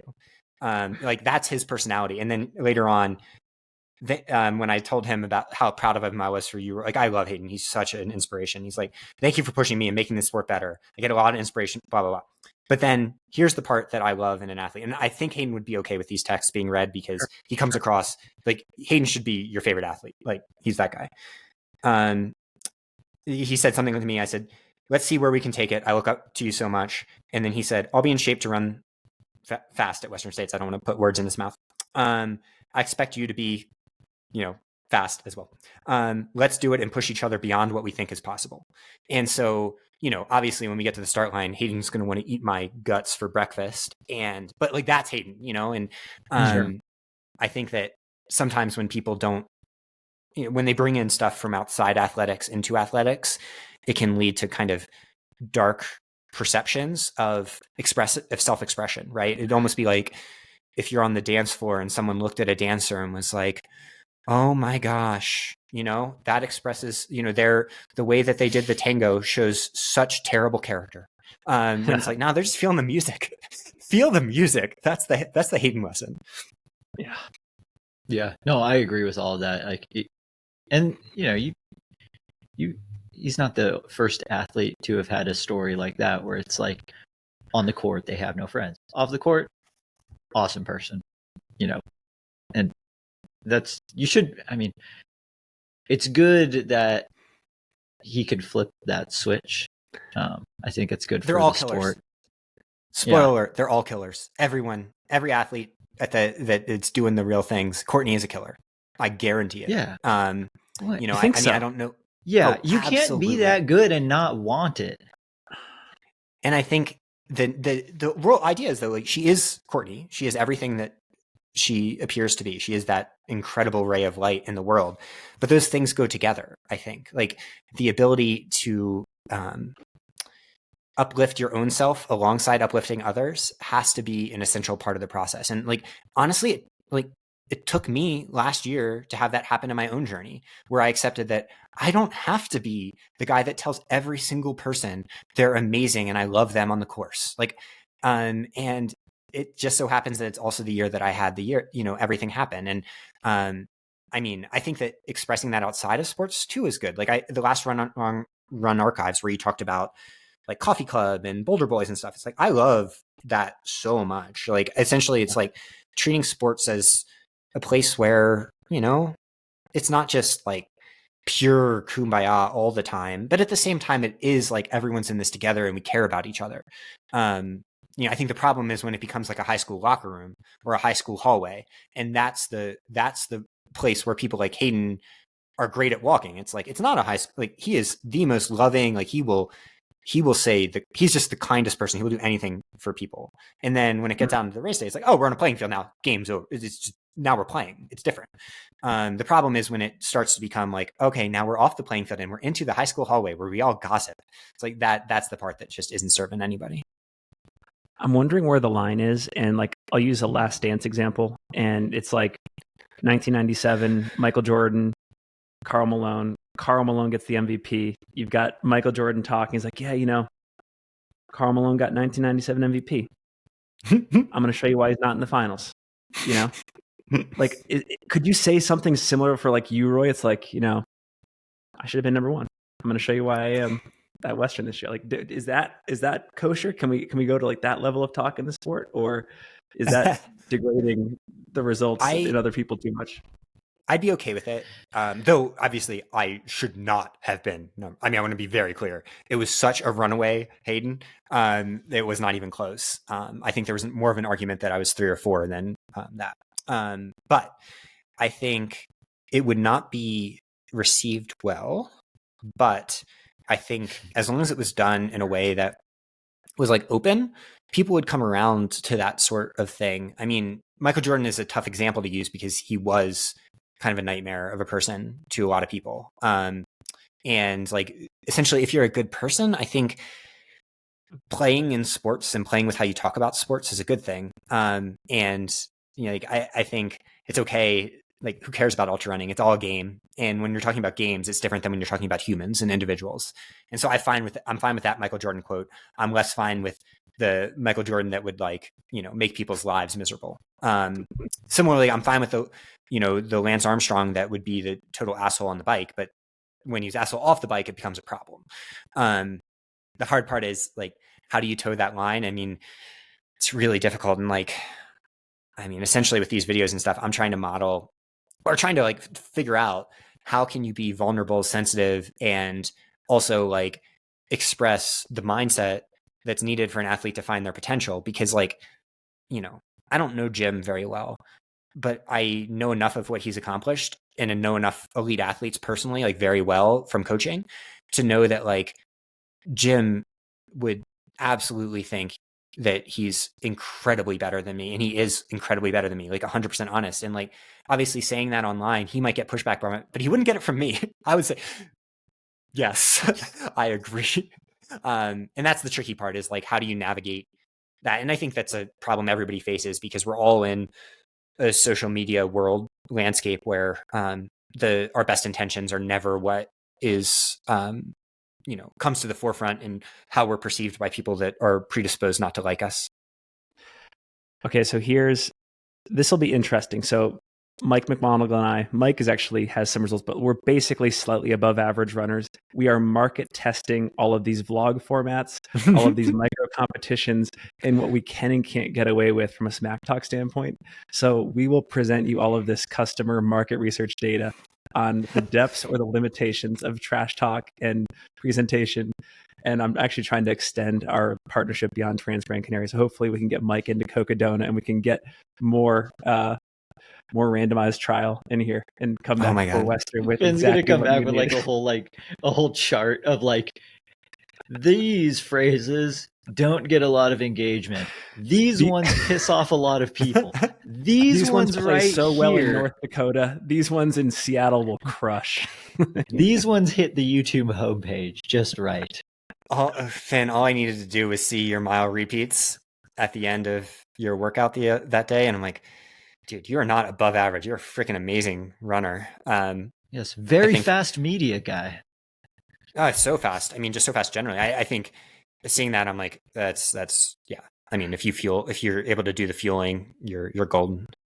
Yep. Brett and I are holding dear to this fast media persona thing, because if we're going to be in the arena talking so much smack and encouraging all these athletes to go to the depths of their comfort levels in terms of presenting themselves in the sport, we got to have a little bit of skin in the game. So I'm bringing, like I said, I'm holding slightly above average skin to the game here, and just to train, live, talk like an athlete for a little bit, and just at least say, hey, I'm not at your level, but I've tried what I'm trying to preach out there.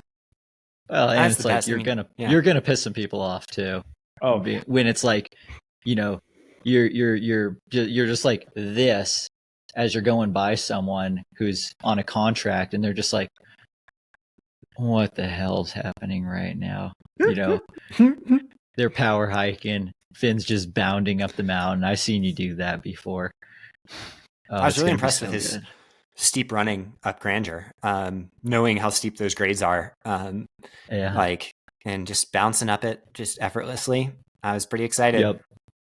And the fact that Finn's been in a different shoe every single week for the last 2 years, like 2 years now, and have virtually no major injuries to speak of. Dude, it's been crazy. Dude, Finn's lower limbs are so strong right now. Yeah. don't understand why you would do that to yourself. He has to. He's contractually obligated under contracted. conversational Yeah. pace. Okay. I got one shoe for conversational pace, wore it twice, and was like, no, thank you. So I Never value put them back on.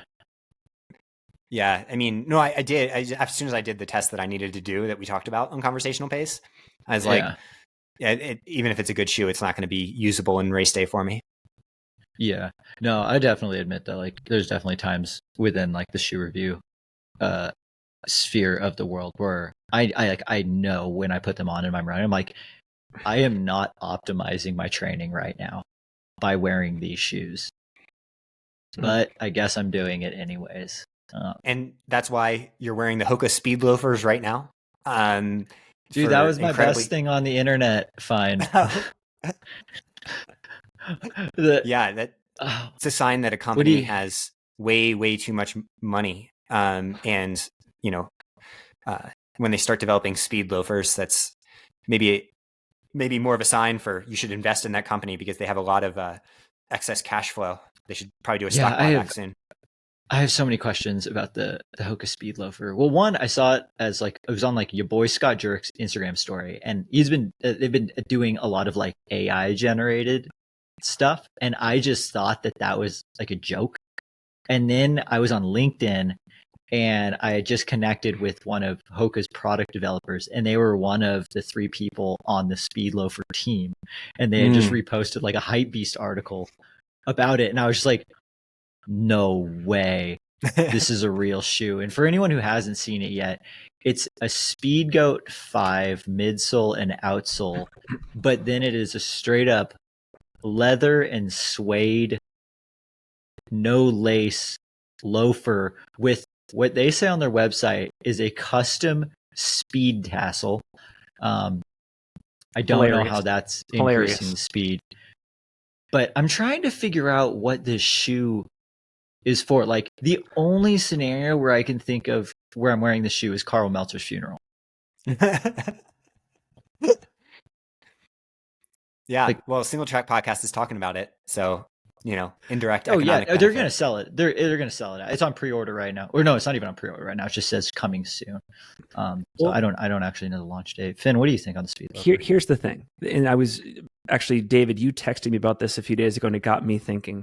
I am shocked that more shoe companies don't actively try to integrate footwear options into other parts of your life. And the example that comes to mind for me is you go to a wedding, and at so many weddings, people are still wearing basketball shoes. They're still wearing road shoes, kind of unironically, because they just love that footwear. And it's also comfortable, but like, I'm shocked that Hoka and Ultra and North Face, etc., aren't progressively trying to find other aspects of your lifestyle that they could just make, even if it's not that great, something to satisfy that particular aspect of whatever you're doing, whether it's yard work around the house, going to a wedding, some function, work.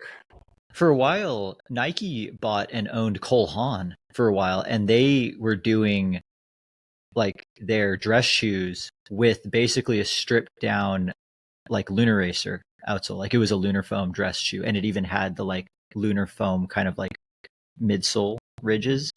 And I thought that was like the coolest thing ever. But I never bought a pair because I was like, when do I have to wear dress shoes? Never. Maybe that's part of the problem as a runner. I mean, I wore the Nike Kyger 1, the OG yellow colorway, to Ryan Gelfie's wedding. So I don't know. But yeah. Okay. I'm looking at, do you guys have time to do like 1 or 2 more topics? Hell yeah. Yeah. Okay. This is something that comes to mind. I think we're in this era right now where there is a lot of publicized antagonism between the athletes and the brands. And for the most part, for various reasons, we are largely hearing from the athletes, right? Like, all of the stories, all of the facts that we have for situations, they are coming from the athletes themselves, whether it's on podcasts, Instagram, other ways of communication, hearsay. It's almost all coming from the athletes. And I would say for at least the last 3 years we've been doing this podcast, we have probably been mostly in the athlete camp of trying to right what we see are perceived wrongs, etc. But the longer I stay in this, and I still hold true to that position, the longer I stay in this, the more like the contrarian in me feels compelled to say, like, where are the athlete managers? Where are the ex-athlete managers? And can we get some perspective? Because invariably, there have to have been some experiences in the history of our sport where there have been athletes that have clearly, unequivocally done wrong by the brand. And like, there should be some stories out there to balance the narrative, because to me, where we're at right now is we're almost, I couldn't believe I'm saying this in 2025, but we're almost over indexed on the plight of the athlete. I don't know how you guys feel about this, but it feels like we're getting that way. Like the pitchforks are out, and it's like I think some people are leaning into the advantage that athletes have right now. And I don't think that that's fair. Strong disagree on my side. I think, well, one, siding with labor is probably always a good bet. But which but two, like I've got my podcast union card. Two, seeing behind the scenes, I mean, it is just like, again, the stories that aren't told, it is not good most of the time. And I get it, I'm busy and I miss things sometimes, but athletes are treated as interchangeable parts for the most part. And it's not that the people want that or the companies want that. It's just the nature of the incentive structures of it. Because, at the end of the day, athletes doesn't cost that much. You can get a bunch of them if you want them. And they're all doing a ton of marketing work for relatively low payment. And as a result, it creates incentive structures where, it's next man or woman or non-binary person up in that field. And I think that the athletes speaking out and talking about it is incredibly important, because then it's the only thing that's going to right size the incentive structures for the brands themselves. Because if the whole goal of an athlete is, positive brand equity, then you're going to think more about your relationship with the athlete in the process. And so, obviously there are going to be, it's not 100% fair in that, no company is going to come out and say, well, look at this fucker. Like, that's not going to be a thing that happens. But, that's the way all systems work. Like, it's not a question of, believe every single story you hear. But when you hear a critical mass of things, eventually it becomes okay, there's something here that might be a little bit misaligned. And so, I mean, I think there's a side to every story, and that's great. And thankfully, I don't think it's usually individuals being attacked. It's companies. And I'm just like, stand up for the individuals, but not the companies. Like, nothing against athlete managers, nothing against the individuals of the companies, but the companies need to do better. I wish we could hear from them, because like you obviously they're all hiding, dude. That's why we haven't heard from them. They're all hiding. Actually, I would be curious to know how tapped into the current dialogue athlete managers are. Like, are the people at Ultra, Nike, Hoka, Sportiva, Terex, Topo, are they watching what's going on social? I would be so curious. And do they feel like their hands are tied behind their back and they want to say something, but they can't? Or are they not in their heads being like, oh God, that's kind of true. Like I just want to know.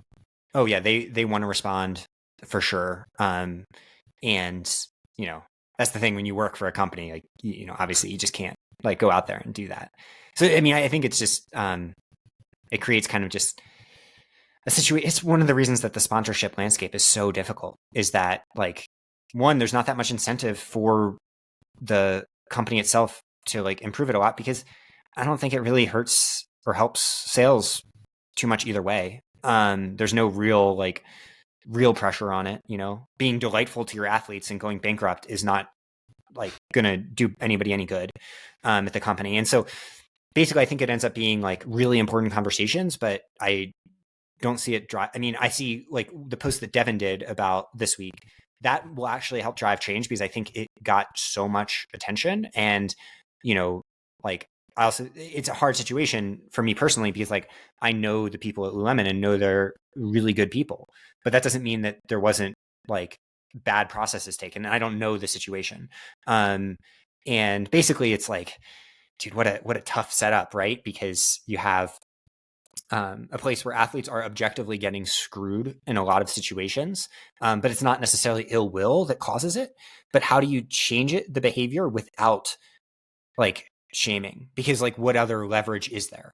And so, yeah, I mean, that's where it just gets kind of like a rock and a hard place situation. I have a follow-up thought. And actually, you mentioned Devin. Devin is one of my favorite people to follow in the sport because you always know where she stands. She's incredibly outspoken, good for the sport in that regard. One thing that she wrote in that sort of post-mortem post that kind of speaks to what I'm saying here is she essentially declared that based on her experience, Lululemon is a visitor in our sport. They're a visitor, which means temporary. They were here for a split second. Now they're out.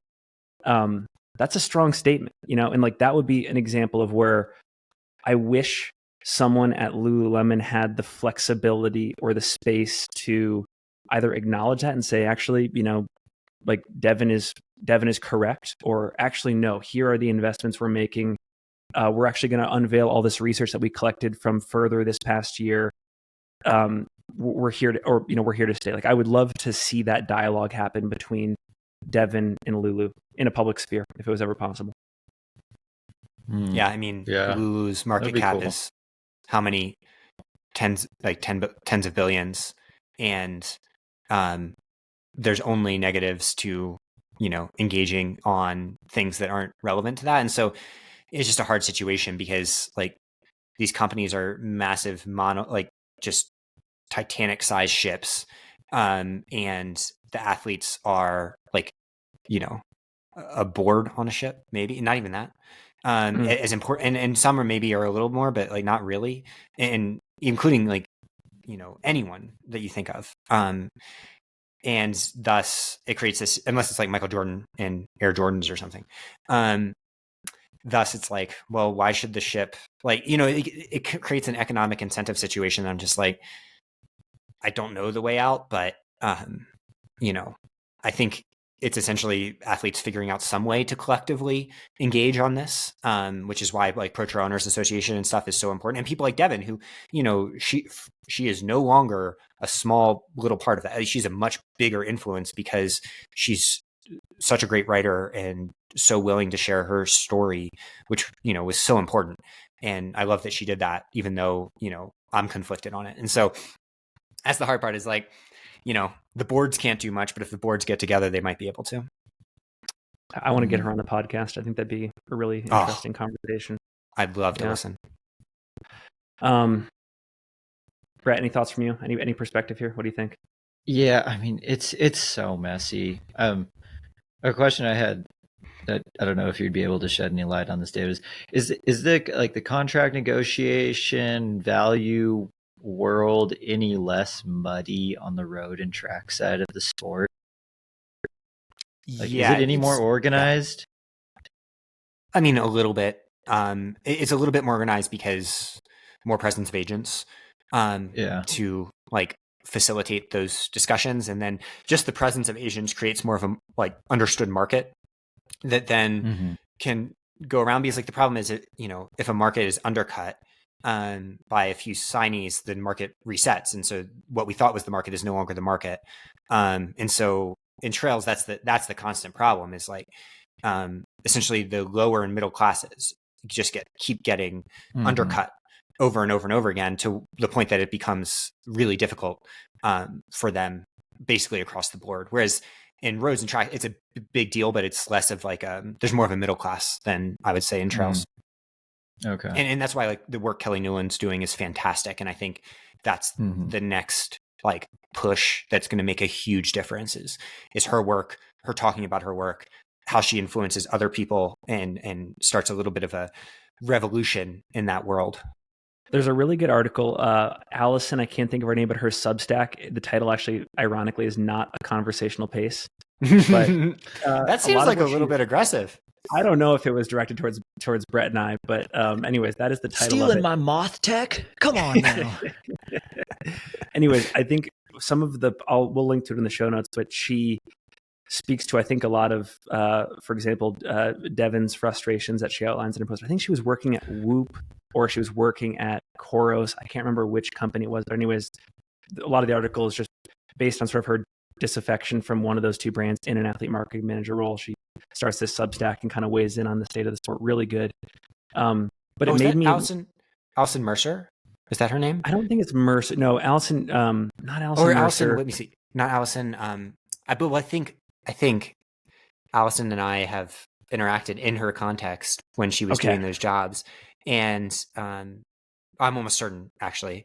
And she's incredible. She was so good to us. So it's like it points out like, I mean, I don't know what I'm very curious to read it because like she was maybe one of the best people we've ever worked with. Cool. Yeah, and I think it looks like she's more steeped in the road running scene, but it made me do a really brief inventory of our sport. And for example, I know there's always room for improvement. And we're talking about, for example, athlete marketing right now. But I did a quick count, and I think in 2025, at all of the major shoe brands in the sport, a majority of the athlete marketing managers are women. So Hoka, Nike, North Face, Sportiva, Topo, and Terex. Those are the Salomon six that too, I counted. I think. Solomon and I think Solomon maybe. Yeah, well, I think it's Vincent over in Europe, and it might be Drew now, not Steph in North America. But I'll be so curious to know, like, if it hasn't had an effect already, the fact that a majority of athlete managers in our sport are women, like, how is that going to right the ship in any way? Are we already seeing the impacts of it? Yeah, I think you just run into the same economic reality problems. And the thing is, like, you're talking about those athlete managers. I'm thinking through, I'm like, I love that person. I love that person. You know, I've had like the best interact. It's like, I think even the bad stories that exist, which aren't with any of those individuals, as far as I know, but the ones I have heard are almost always like, look, it's a, very small pot of money that's being greenlit to do this. If the person had more to give out, everyone would be so much happier. Which is, I think, one reason why the Lululemon stuff is so interesting, because like maybe they did have the money at some level, perhaps, who knows? And I think the hard part just becomes like it's a lot of people and a small pot of money coming down to it, which is so much why like I'm always trying to encourage athletes. It's like think about as much as you can how you can be the one that's in charge of the means of production of your value. And so like obviously shoe contracts play a role in that and need to be a part of it, but like around that shoe contract, how can you create something that is more sustainable for you? And it's very hard, but when athletes do that, they find themselves so liberated from essentially the whims of corporations, not the individuals there, but the whims of a budgeting process where they're being held alongside like how many mops need to be bought at headquarters, and just as valuable to the spreadsheets. Like, that's the hard part. Before we go, we got to do the best things that we found on the internet this week. Do you mind if I go first? Go for it. Yeah, well, we kind of already did mine. Okay. The best thing that I found on the internet this week, I'm calling it the Lullaby Cover Song Industrial Complex. So I've got a 4-month-old daughter, and you're always, I mean, David, you can attest to this, Brett, you can definitely attest to this. Like at least for us, getting our daughter to sleep lately has been a huge challenge. And I have turned to lullabies, and even then it's taken a long time to put them down. So I have discovered through Spotify that almost every single song ever made has been converted into lullaby format. And it got me wondering like how this whole process takes place, whether royalties are involved, if there's like a single entity behind all of this. But anyways, yeah, right now I have a lullaby converted 90s post-grunge Spotify playlist set going, and I'm surprisingly digging it. Like it's got the piano, the woodwinds, the harp, the flute. It's awesome. So I never thought I would get into lullaby covers, but that's the best thing I found on the internet this week. Yeah, and that's a good find. I have not come across that. I thought you were going to talk about you making up like you covering lullabies in the like key of your favorite artists, and then I was about to really put you on the spot. But there's a business here. Someone point, yeah. is crushing it in the lullaby market, and I want to know who it is, or if it's a bunch of actors. Because John Legend's one of the big ones that comes to mind, because he just dropped an entire album that originated from him covering the Purple Monkey song on the Little Fisher Price piano thing, and then that went absolutely viral. Fisher Price reached out to him. They were like, "You should cover all the other ones." He was like, I bet I could actually just make my own whole album, and I could write songs. And he was just like, now his whole John Legend Lullaby album came out. So he did a good job off of a cover that then turned into his own thing. Right on. I refuse to participate in this dadification of the Singletrack podcast. I know. I totally. World War II podcast next. What are we gonna do? The Roman Empire. Come on now. Yeah. What do you got, David? What mistakes did Hitler make on the Eastern Front? Let's listen to, along with our lullaby. Sorry, we're in 2 hours. I feel like everybody understands that we have a good relationship. Okay, so I went to my text to Finn. We've talked about most. Hoka Speed Loafers. I had the Finn and Mike face off. I had a bunch of different options. That's been so great. The entertainment and endurance sports idea. But I want to group two together. Because I talked about Ali and Spencer, which if you don't subscribe to Ali Ostrander on YouTube, do it. She's like the athlete that inspires me because she's the only one I've ever seen that's just like truly honest about her journey, and she's the person I want to look for. So go respond to Ali. But is the free trail episode with Stian Angermund was one of the most heart-wrenching listens I've ever had. I think it's one of the best podcast episodes I've ever listened to.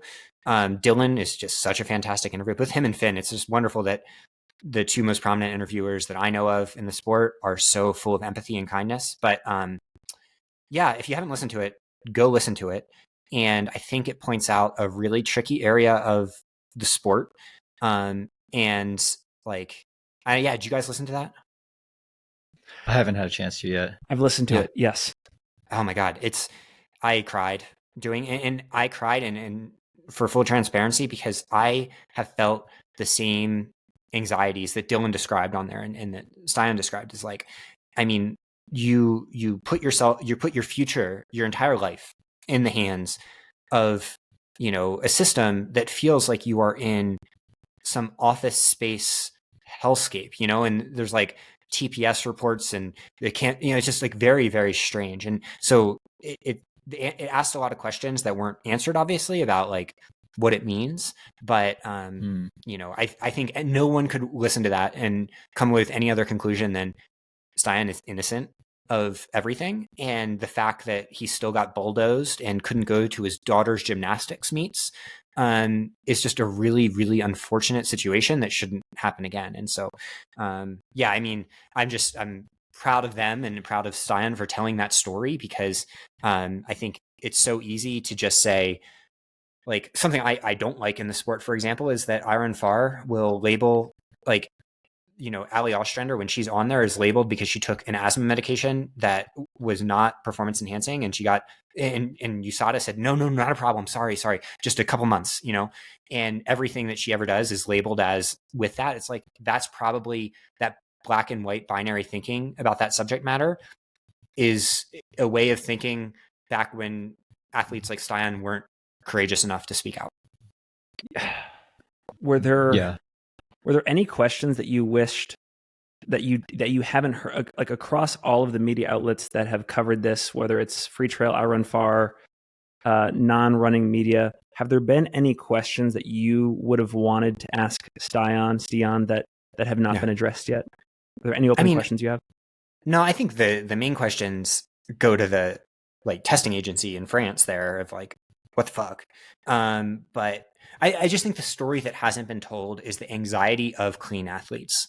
So like, that's the part that I think is so hard, is for him, he says he didn't take a single supplement. And after listening, I believe him. I was skeptical at first when I first heard that. And then listening to him, like, you put him on a stand in front of a jury and they're like, everyone is not leaving with a dry eye, I take supplements that are all certified safe for sport. And you're told all the like time that you have nothing to worry about. And it's like, those are the athletes that like spend 2 months, which is how long you wait for these results to come back. That's how long you spend just being like, well, what if someone, that is out to get me did something, or what if there was something at a restaurant, or what if, because your entire life is on the line. And I think that story isn't told because athletes don't want to feel like, oh, well, they're going to say, you have nothing to be scared of. It's like, well, clearly you might actually, and he talked about that a lot in the interview about athletes he'd connected with. And I think that story isn't often told. And as a coach, you hear about it because athletes who are, clean uniformly are the ones that are like freaked out after these situations. If they're the type of people that understand the context that like some of the stories you hear are true, even if not all of them are. And that's the hard part, is everyone does it. But the final little point that jumped out to me from it is how he talked about how one of the first things they told him to do was lie and attribute his, like, the thing he tested positive for to a source that they could then explain away and give him a slap on the wrist. And it reminds me so much of my interpretation of having no knowledge of it, of the Shelby Houlihan situation, that kind of, was jarring. So basically, I think compassion in all directions. I'd have to brush up on the Shelby Houlihan situation and those facts, but when I was comparing and contrasting them to Stian's, I was curious as to why she pinned everything on a burrito instead of leaving the source more wide open. And Stian really stayed true to just like, and I have no idea where this came from type thing. Like, why was Shelby so willing to like invest in the burrito story? Like, and well, you know what I mean? Like, I don't just comparing those two things. I mean, I don't know her at all, and she could have just been taking Nandrolone. That's totally a possibility. God, I guess the hard part is I always assume the best in people, and think that. But so the problem becomes, well, he clearly has a very, very strong sense of right and wrong, to an extent that made it so that he never even considered that and thought it was ridiculous. I think a lot of athletes backed into a corner who have their entire life crumbling before them are going to make a different decision than he might have, solely because everyone's calling you, your life's ruined anyway, and no matter what. Yeah. And it's your life. And when your life's on the line, a lot of principles go by the window. It's like, and so, yeah, I mean, I think Dylan, the way Dylan talked about it in that podcast, like, I can't emphasize enough how good it was, because he's been through the experience too.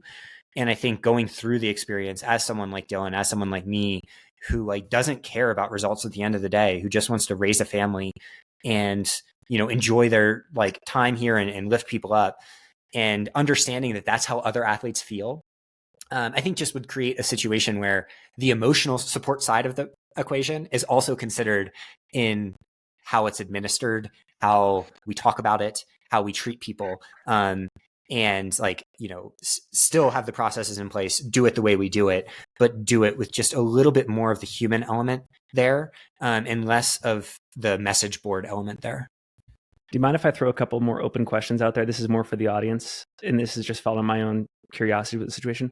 I would be wondering, when the dust settles from this, what type of precedent this sets for going after dopers from here on out.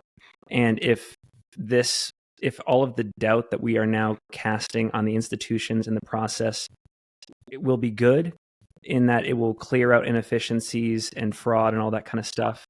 But in the meantime, could we see other athletes who are actually truly guilty leveraging everything that Stian and his team leveraged, but in their case, getting away with it? Like, is the system just weak for the next 3 or 4 years and the floodgates of cheating and doping open up? That's something that I worry about. The other thing, and this is an open question, is this would be really impossible to test for, but if you maintain all of the current facts of the situation, but all you change up is the personality of the subject or the gender or the skin color of the subject, does that person get treated differently in the situation? Like, how much of Stian's treatment is due to like some of those uncontrollables? And again, these are just open questions that I want to throw out there, because these are things that I would ask you guys on a run, and I want to be transparent, but like, those are just a couple things that come to mind for me. And I don't know where I fall in all these things, but I'm nervous about the system. Yeah, well, I think the actual cheaters are probably already gaming the system. And so I think, the system needs to be applied, but like, understand that it's not like the cheaters are going to get away with it more they're already gaming the system. And I think the slippery slope type argument is not necessarily super concerning to me, as long as you're administering it. I just think it's like the due process part of the equation, the like law part of the equation that is honestly scary. In what other world could you your entire life be ripped from your fingers due to a mistake by a essentially administrator? I mean, if that's the way it is, and that becomes the part. And then question 2, I just think totally agree with you, and I think that's why compassion always, even for the cheaters. Like, I think the best book I've ever read on this is The Secret Race by Tyler Hamilton. So if anyone wants a recommendation for a good audiobook while you're out running, just great audiobook. And he was a blatant, repetitive, premeditated cheater, but you gain compassion for them too. And I think just compassion for humans in this process. And I think sometimes that's lost because, message board scoreboard points become, the way people think about complex topics that don't really have a clean answer, like a very neat answer. And lack of neat answers, that's society and that's human interaction. And so getting more comfortable with the fact that there is more art sometimes and like human element sometimes than we give it credit for. And so at the finish line of Black Canyon, everyone, the people, they're going to be testing athletes. And I'm like, I think that after testing athletes, we should say, hey, look, if you need to talk to somebody about your anxieties, it's okay. And you can talk about it. And here's resources, that type of thing. That's the basic element I'd love to see. Brett, final thoughts. Yeah, man, it's such a messy situation with where we are in this sport because, like David said, the people who are gaming the system, they're already doing it. And I mean, we don't need to go into detail about how to do that, but really not that hard to it's easy to game the system when when all the tests are.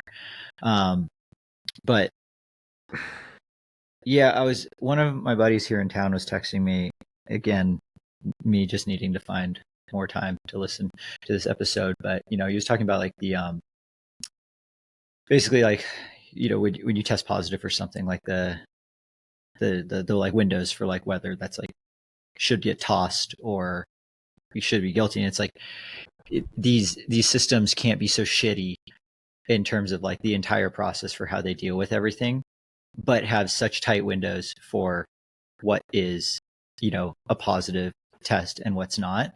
But then that brought up the conversation of so what you're saying is that if, the tolerances for a positive test get widened a little bit, we could potentially be letting a few cheaters go, but we're going to be saving a lot of truly innocent people.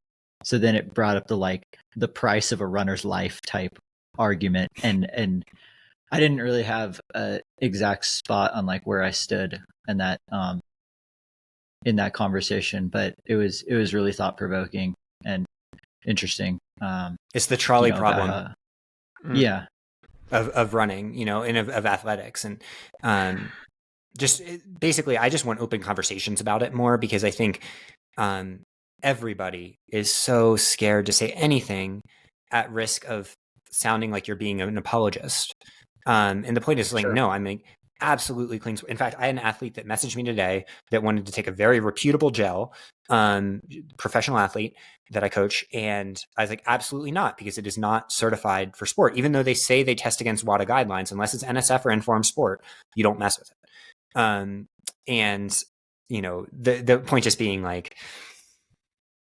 that window is actually fascinating and it's interesting and it's a human problem that we solve via human solutions, not via these kind of strict liability, absolutely uncompassionate ways. Essentially, you're giving a let's run message board leeway into how athletes' lives are ruined or not.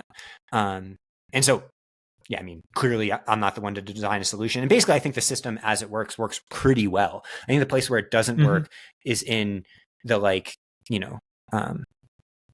pitchfork part of the process, which I remember behind the scenes hearing athletes talk about anger mood in ways that I'm like, we don't know. Like, it's not our responsibility. And it's like, that's the place where I get a little bit like, you know, love for your fellow humans, put yourself in their shoes and go from there and think about it from that framework. This is, and I feel bad for Stian, at least from the way I'm coming at this conversation, but I would say the trauma that I'm bringing to this is having multiple times in the last 3 years been pretty quick to take public stands on particularly controversial issues, but then wishing I had waited even a little bit longer to have a couple more facts in my corner to either confirm or change my opinion. It does seem, based on like that free trail episode and everything else, that the situation here is pretty unequivocal, and any other information will probably confirm like David's sort of the point of view you're sharing. But like, if there's one thing I'm doing differently in 2025 is like I'm sitting for a long time, and I'll be one of the late adopters. Ooh. I'm imagining. Come on. And the ratings Finn. just plummet. No. Yeah, I know. Singletrack stock. You thought the dress was yellow and you said it was yellow, and then everyone's like, actually, it's not. And then you just got blue. scarred. It's blue the whole time, Finn. It was blue. No, I mean, honestly, like, Finn, your opinions are the exact opposite of a problem in any field, because like, I mean, one thing I always text you guys after this is like, oh, the empathy infused throughout that conversation was awesome. Even as you say things that are controversial sometimes, you know? Sure, absolutely. And I think like you should do the same things you're telling athletes to do. It's like, as long as you're not harming someone, if you're coming from a place of like acceptance and openness, like it's okay to share your feelings, like, and with the understanding that you might be wrong. And so, yeah, keep letting it swing. I may not be on the next long run archives, but I want to listen to Finn and Brett say things I disagree with vehemently. Yeah. Well, you have an open invite anytime, and I know these last 2 hours have been a joy. We appreciate you being on. Obviously, it goes without saying, you have 100% name recognition, but if anyone is not already listening to Swap, go subscribe to it, leave a rating. But more importantly, we're plugging the Patreon again. And I want, in addition to vlogs, I want Patreons to be great again.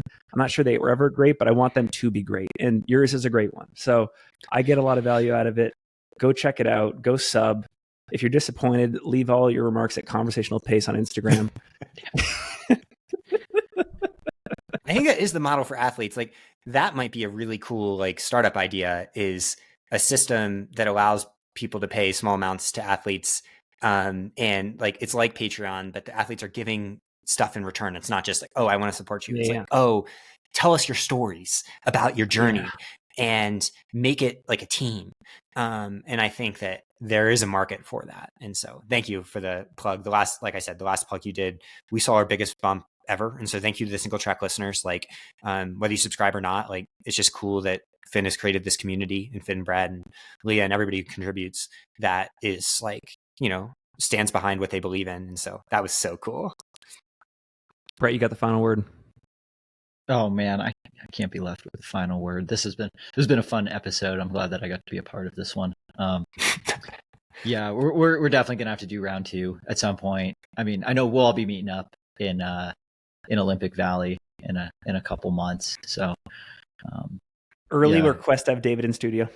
Yeah, early, and anyone who's already got like future episode hot takes that we need to address, maybe next time we do that, it'll all be in person. Hell yeah. Well, Director Cody will be filming it.